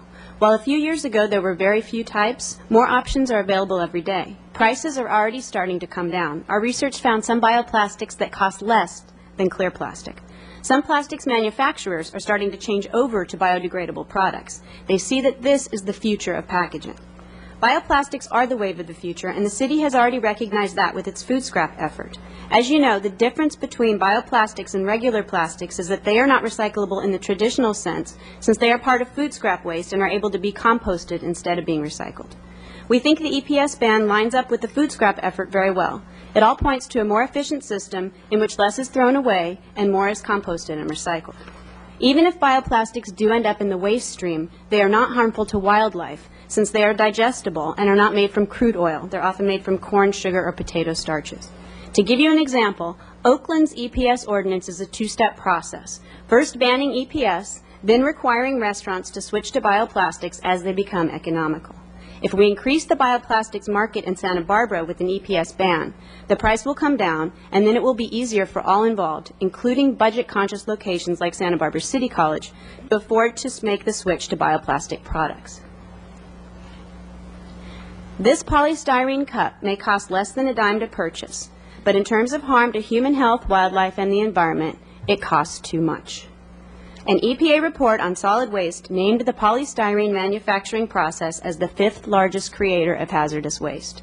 Styrene, the basic building block of polystyrene, is classified as a possible human carcinogen by the EPA and the International Agency for Research on Cancer. Can we really afford to continue to use such products? Our research shows that an EPS cup costs about 3 cents, a bioplastic cup 5 cents, and a hard plastic cup 10 cents. By allowing businesses to add a nominal takeout fee, even 25 cents per order, the added cost of switching products would be eliminated. You can't pick up a newspaper or magazine today without seeing at least one article about the green movement. The recent IPCC report says that we have to take immediate action to stop climate change. People all over the world are realizing that we have to move quickly to keep our planet healthy. I also think that people want to be told how they can help. An EPS ban is a simple way for the general public to feel like part of the solution and to get the discussion going. We in Santa Barbara should not be behind the curve on this issue. We enjoy an outdoor lifestyle, and we rely on tourists to come here and do the same. By moving forward with an EPS ban, we are moving the city forward by creating a more sustainable community. It's the right thing to do, and as Thomas Friedman so perfectly sums it up, green is the new red, white, and blue. Thank you. Thank you. And Mr. Mack, do you have anything else to add? Or? No, I don't. Okay. No. Okay. I've got 2 requests to speak. Paul Petrich, Jr., followed by Andrea Rosalinsky. Good afternoon. It's Paul Petrich, Jr. But anyway, great kudos to you guys. You did a great job. I am a retired teacher. About 10 of those years, part of it was at City College. The reason I'm here was I had to support this. I just came back from Hawaii, where I had the experience to deal with an issue like this. They're confronting the same thing, and it's, again, related to their tourism. But I was fortunate enough to be swimming in an area where we were snorkeling, and we had a pod of about 20 dolphin, spinner dolphin. And we really thoroughly enjoyed that. People from Japan, from everywhere, were with our group, and they were coming to us. But it was shocking. As we were there, we saw 5 of those dolphin with various degrees of plastic encircling them and on their fins and so forth. You don't get a close look at them until you're somewhere like that. And I got excited about this, to do some studying. volunteer naturalists now out on the islands and so forth, but this really concerned me. And they did so much for this study. It's fantastic. But the reality of it is that these plastic bags are mistaken for squid and for jellyfish. And they are being ingested. They are. It's a major problem. And this is something they're trying to confront in Hawaii. But the other thing that I wanted to add to this, there isn't much to add, that these kids did such a good job, is biodegradable. Even the biodegradable plastics, they are being designed right now to break down in soil, biodegradable soil type of effort. What happens, it may take a long time in the ocean for them to degrade. Something to look into. And again, also, I found out in relation to what was referred to, this swirl of debris we have in our ocean is only 800 miles offshore from us now. It did not exist there during World War II when my dad sailed those seas. Sailboats don't go to it. Fishermen, as my relatives have all been fishermen. I'm the first one out making a livelihood as a fisherman in maybe 500 years. But they don't go there. And that's because it's a calm area. The only thing that's collecting there right now is plastic. It's the size of Texas right now. It's getting bigger. And if you're interested, I think all of you should study this and look into it. It's called the North Pacific Subtropical Gyre, or Gyre, I don't know how you pronounce it. And you can find research on it by, there's a guy named Charles Moore who is making a study of it now because he was a Trans-Pacific racer that happened to come back one time, a different route, and he was shocked. And this thing's getting bigger, and if it wasn't a flat world on a clear day, we might see it from Santa Barbara. Thank you. Thank you. Thank you, Mr. Petrich. Last speaker will be Andrea Rosalinsky.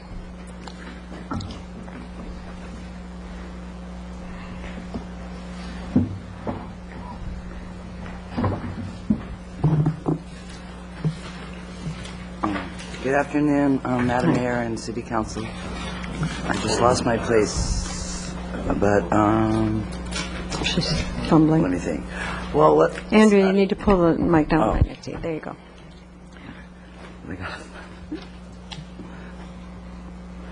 Okay, well, in honor of Endangered Species Month, I think I just wanted to bring up something I was concerned about. I just wrote it, but since there's a time limit, what I was worried about sometimes, like right after Cinco de Mayo or after Fiesta, like the birds ingest, you know, like the confetti eggs that they're kind of fun and stuff, but sometimes I think there's glue, and there could be alternative ways to put together those eggs with the confetti, because, I mean, today it's the 15th and there's still a lot of it around. And it sounds like not an issue, but it could be, you know, maybe they can use, people that make the confetti eggs could use, what do you call it, beeswax or something that's not affect the birds, because they do get high and they get affected by the glue if it's not cleaned up right away. Okay. And yeah, but they did a really great job with. I think it'd be great if we did a ban, maybe for the birds and for the ocean animals. Thank you. So thanks for your time. Have a great day. Thank you. You too.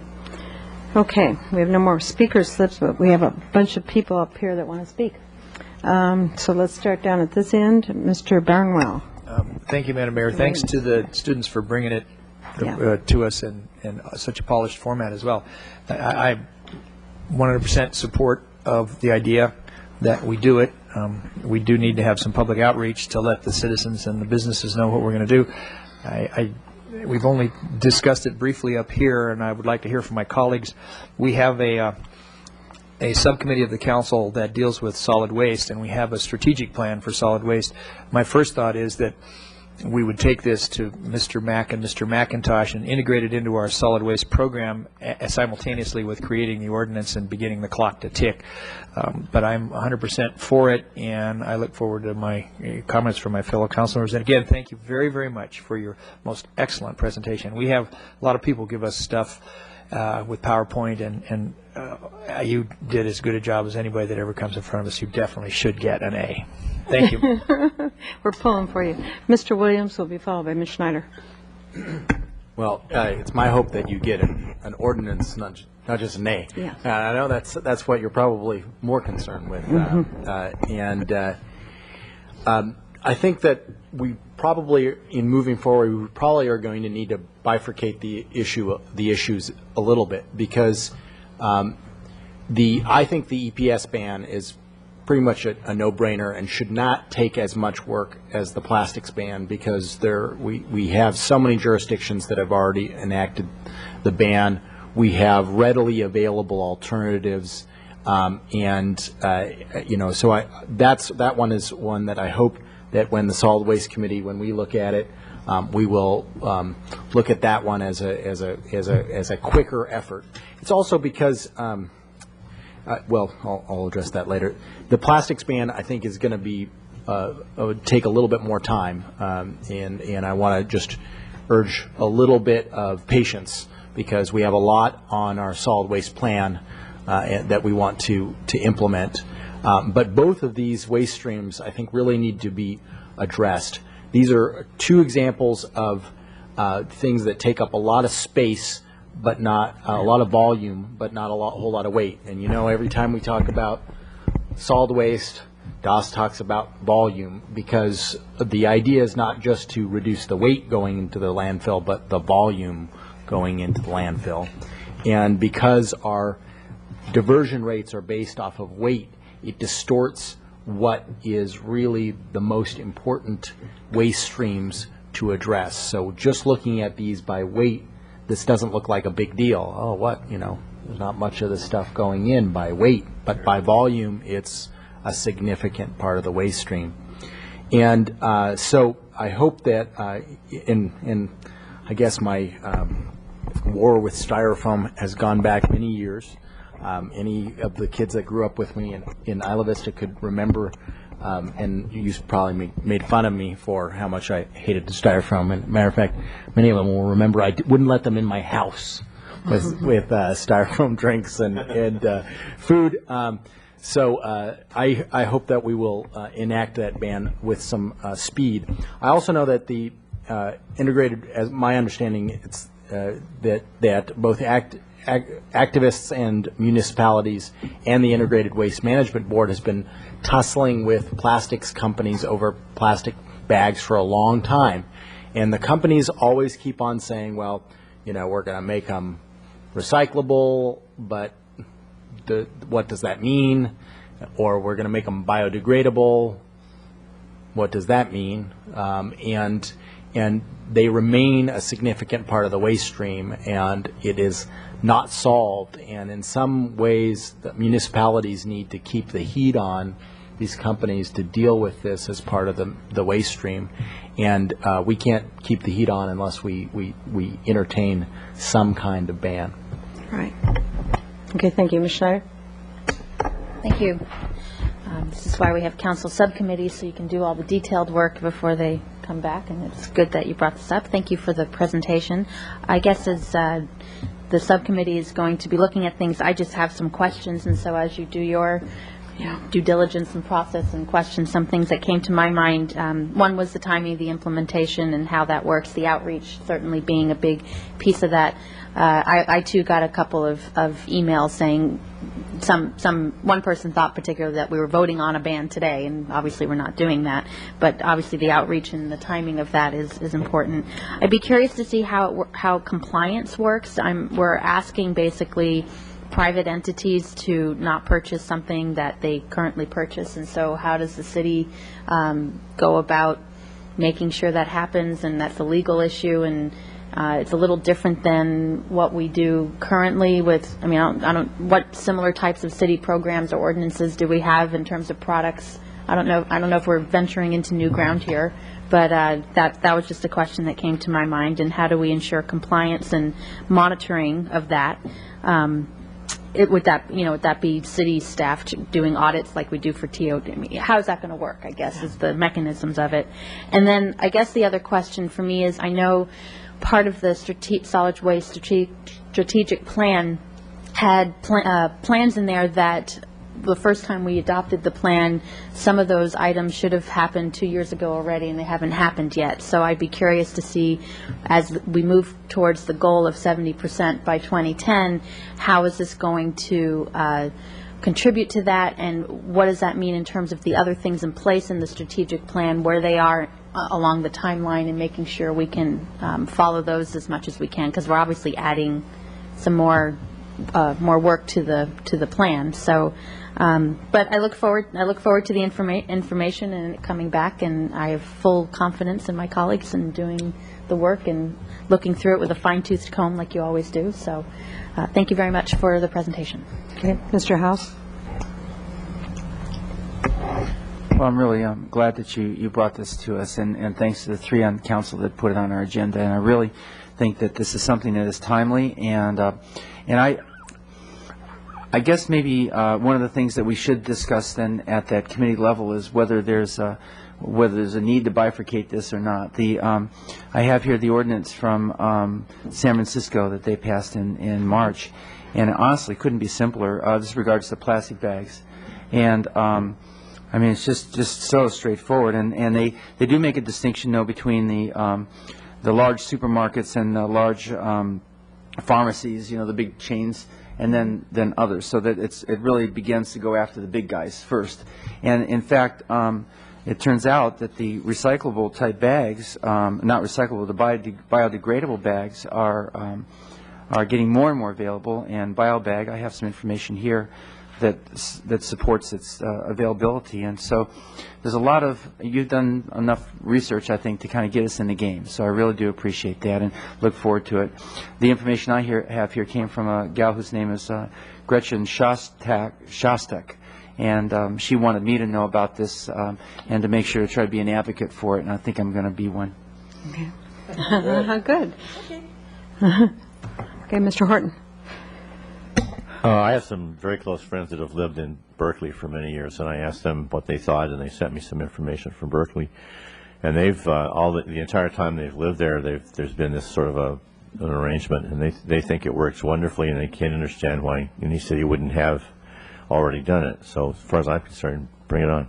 Okay, Ms. Falcone. At least you got 5 votes so far. We're doing pretty well here, I think. Thank you very much, and I echo the A+ that I think you should get, and I really appreciate that you're looking into this. And the landfill is permitted on volume. It's not permitted on space. I mean, it is, but it's got to fill up, not in a number of years. It fills up when it fills up. So that's how the permit runs. And if we don't fill it up, it'll stay open, which is a double-edged sword. But at some, there's always going to be some residual of something at some point. Although we are looking into conversion technology at a very fast clip, so who knows where that's actually going to take us. But this is a no-brainer for me in that I haven't. When they ask you paper or plastic, it's been 10 years since I let anybody put plastic, anything in a plastic bag for me. So. I got a very positive response from, or an email from the representative of the Grocery Association for this area. It's not just Santa Barbara. I think he has a very large area, this gentleman. And he was very enthusiastic about working with us to come up with alternatives, an alternative. And I know that Gary Peterson from the Waste Board, when Mr. Barnwell and I went to lunch with him several weeks ago, was very enthusiastic about looking into particularly plastic bags, but I'm sure he'd also have no problem with the styrofoam ban either. I'm not quite sure what we do with the importation of plasma TVs from China that come in, big styrofoam, but I guess we'll cross that bridge when we come to it. Hopefully, they'll use that stuff that you run under the sink and it dissolves. But at any rate, we can do what we can do, and I'm glad to see that we're tackling all of it. I also agree that I wouldn't like to see them tied together, because if one wants to proceed more quickly, because the process will be, I think, and anybody correct me if I'm wrong, we send it off to the subcommittee, of which I'm chair, along with Mr. Williams and Mr. Barnwell, who are the three of us who sit on that.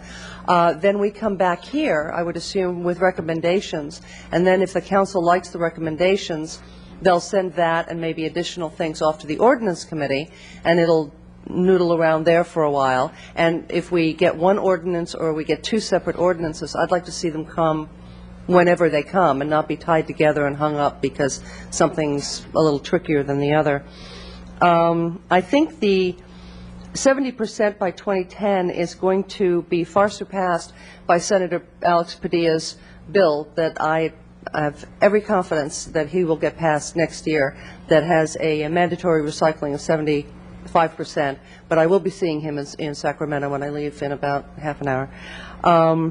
So I think we're going to actually have a higher goal. So this volume issue and the weight issue will both come into play very soon, much sooner than I think we even realize.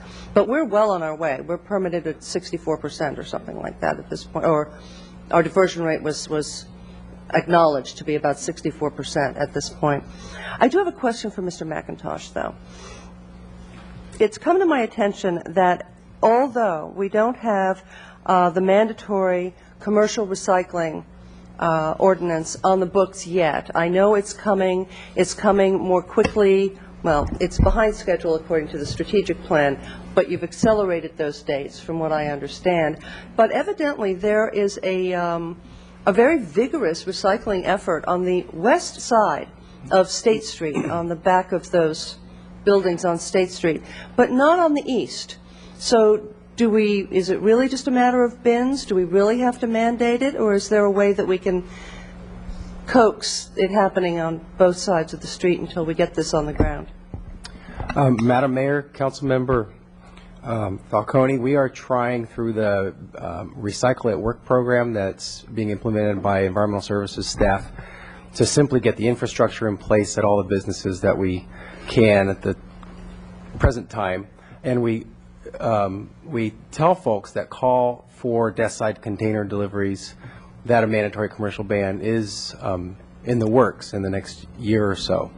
We've promised this council that we're going to be in front of you, or in front of the ordinance committee at least by February of next year of 08, and I foresee a mandatory ban several months after that, probably late spring or early summer. But what's working for us is simply providing bins from funds from the Department of Conservation, from the state, to businesses, getting the word out there through our program, and then telling them the mandatory commercial program is coming. We're getting a great response. We just had, in the last month, we had 30 or 40 deliveries. That's the different businesses and several containers to each one of those. Okay, thank you. There are two aspects to this. We're talking about styrofoam and we're talking about plastic bags. The styrofoam is, as I understand it, that we're talking about banning is only in the food industry. We have to be careful here because in talking about styrofoam packing and so on, it comes into the city, and so on. It's just too difficult, although those little noodles or whatever they're called, you can recycle them. You can take them back to the UPS store and they'll take them. But still, we're just talking about food industry styrofoam. Most of you have refrigerators at home, and I think in the refrigerators, isn't that insulated, the styrofoam? So I don't think you want us to ban all styrofoam, because there goes your refrigerator. Death to all refrigerators, I hear from the side, and we don't want to do that. So we're talking about styrofoam used in the food industry, and I think giving people like Smart and Final, who have stacks and stacks of styrofoam, and giving the food industry in town, like a Taco Bell or so on, they have lots of styrofoam too. Giving them a warning is a really good idea. So 6 months, I'm happy with 6 months to a year. Secondly, the plastic grocery bags are recyclable. you can take them to like Alberts and so on, Albertsons, but or others. But it's just they're a petroleum product, and it's difficult. And when you see them wrapped around, one of the sea animals or something, it's really pitiful. It's really sad. So, so I too am very supportive of this. As I understand it, the biggest part of plastic that's difficult is the ag plastic that covers those strawberry fields, and we're getting more strawberry fields.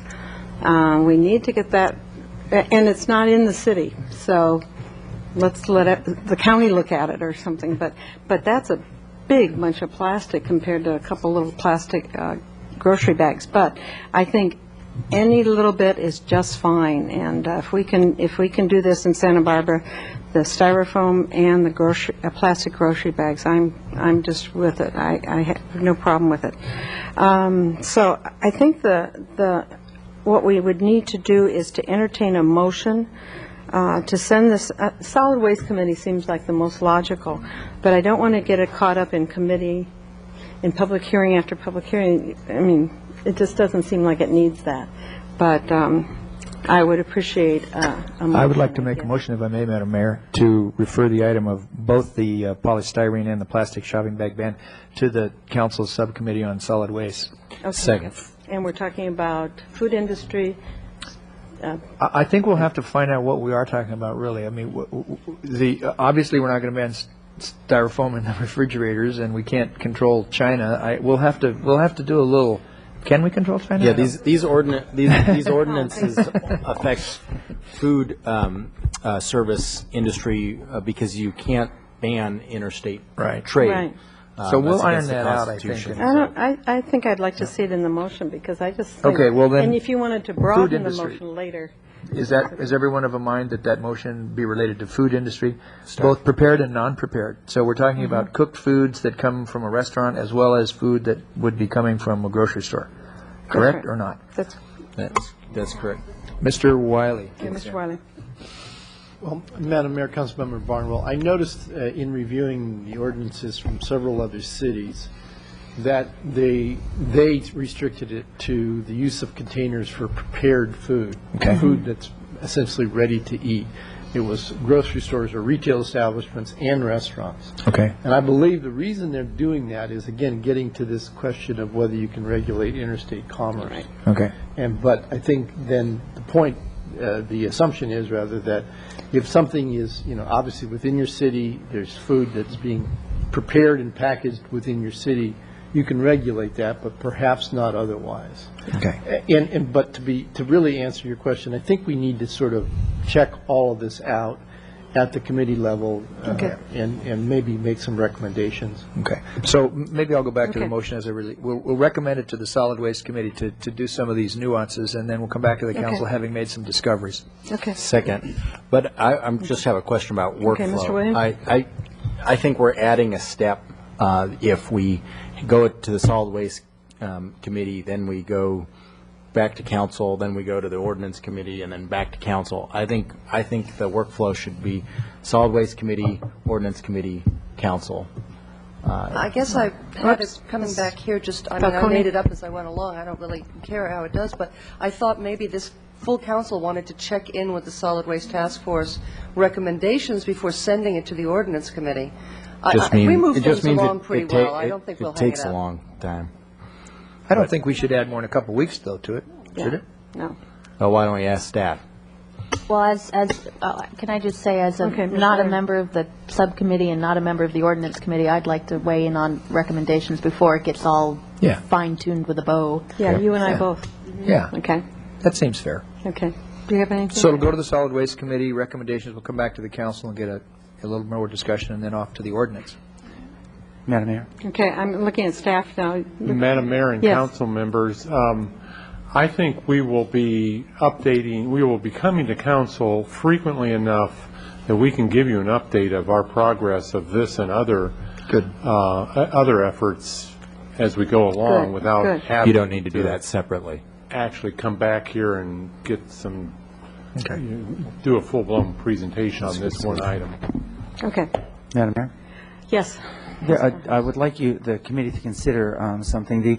The way in San Francisco, they worded it in a positive as opposed to the way that it is here. And I just want to share that with you. It's very brief. And it says, instead of to ban polystyrene and petroleum plastic grocery bags, et cetera, it says to require the use of compostable plastic, recyclable paper, or reusable checkout bags by stores located in the city and county. It was in the county there too, to provide penalties, and secondly, to provide penalties for violations. So it offered what they were going for, and it avoided some of that issue that you were just discussing about refrigerators and stuff. So it was compostable plastic, recyclable paper, and or reusable checkout bags by stores located in the city. That is real So simple. I offer that for consideration for the committee. Good. And the bioplastics, we've had, we're using we use little forks that are made of potato starch, and we use the sugar cane, isn't it? Paper, but they're not paper, they're sugar cane plates. And they're very wonderful. It makes you feel good that you're using them. And I've had a deli ask me about them, and I've had other food service groups. I haven't even passed them along yet to our solid waste people, and I did the deli, but a couple other places too.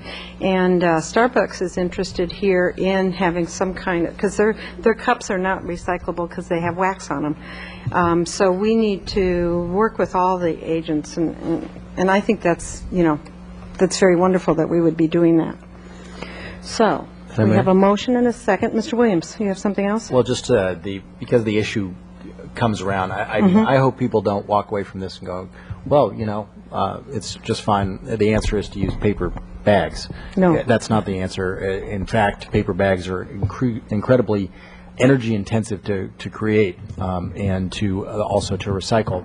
The answer to paper or plastic is neither. Cloth. Bring a cloth bag or a use one of the boxes out back if you have to. Or refuse a bag. I've seen a lot of people refusing bags on small items, which is And really good. to go back to the grocery stores being supportive of this, you get 10 cents for every cloth bag that you use at Ralph's. So I have 3 of them in the car, and I use these cloth bags, and I get 30 cents back every time I fire up. So they are in favor of it. It's not like they're opposed to it, and Actually, good. just on that point, just briefly, and not to plug Ms. Trader Falcone. Joe's, but if you bring your own bags or you use one of theirs, you run the chance of actually winning a bag full of groceries. So that's Right. a very cool incentive Right. to do. I haven't won And since yet. they started that little raffle, they save a third of their bags that they don't have to use, so that's pretty cool too. So there are lots of ways around this, so good. So we have a motion and a second to send this to the Solid Waste Committee. All those in favor, please say aye. Aye. Opposed? Aha, you got a unanimous vote. That's very wonderful. Thank you so much for giving us that nudge. We appreciate it. Okay, we have, item 18 is off. So we can adjourn at 4:20. Thank you.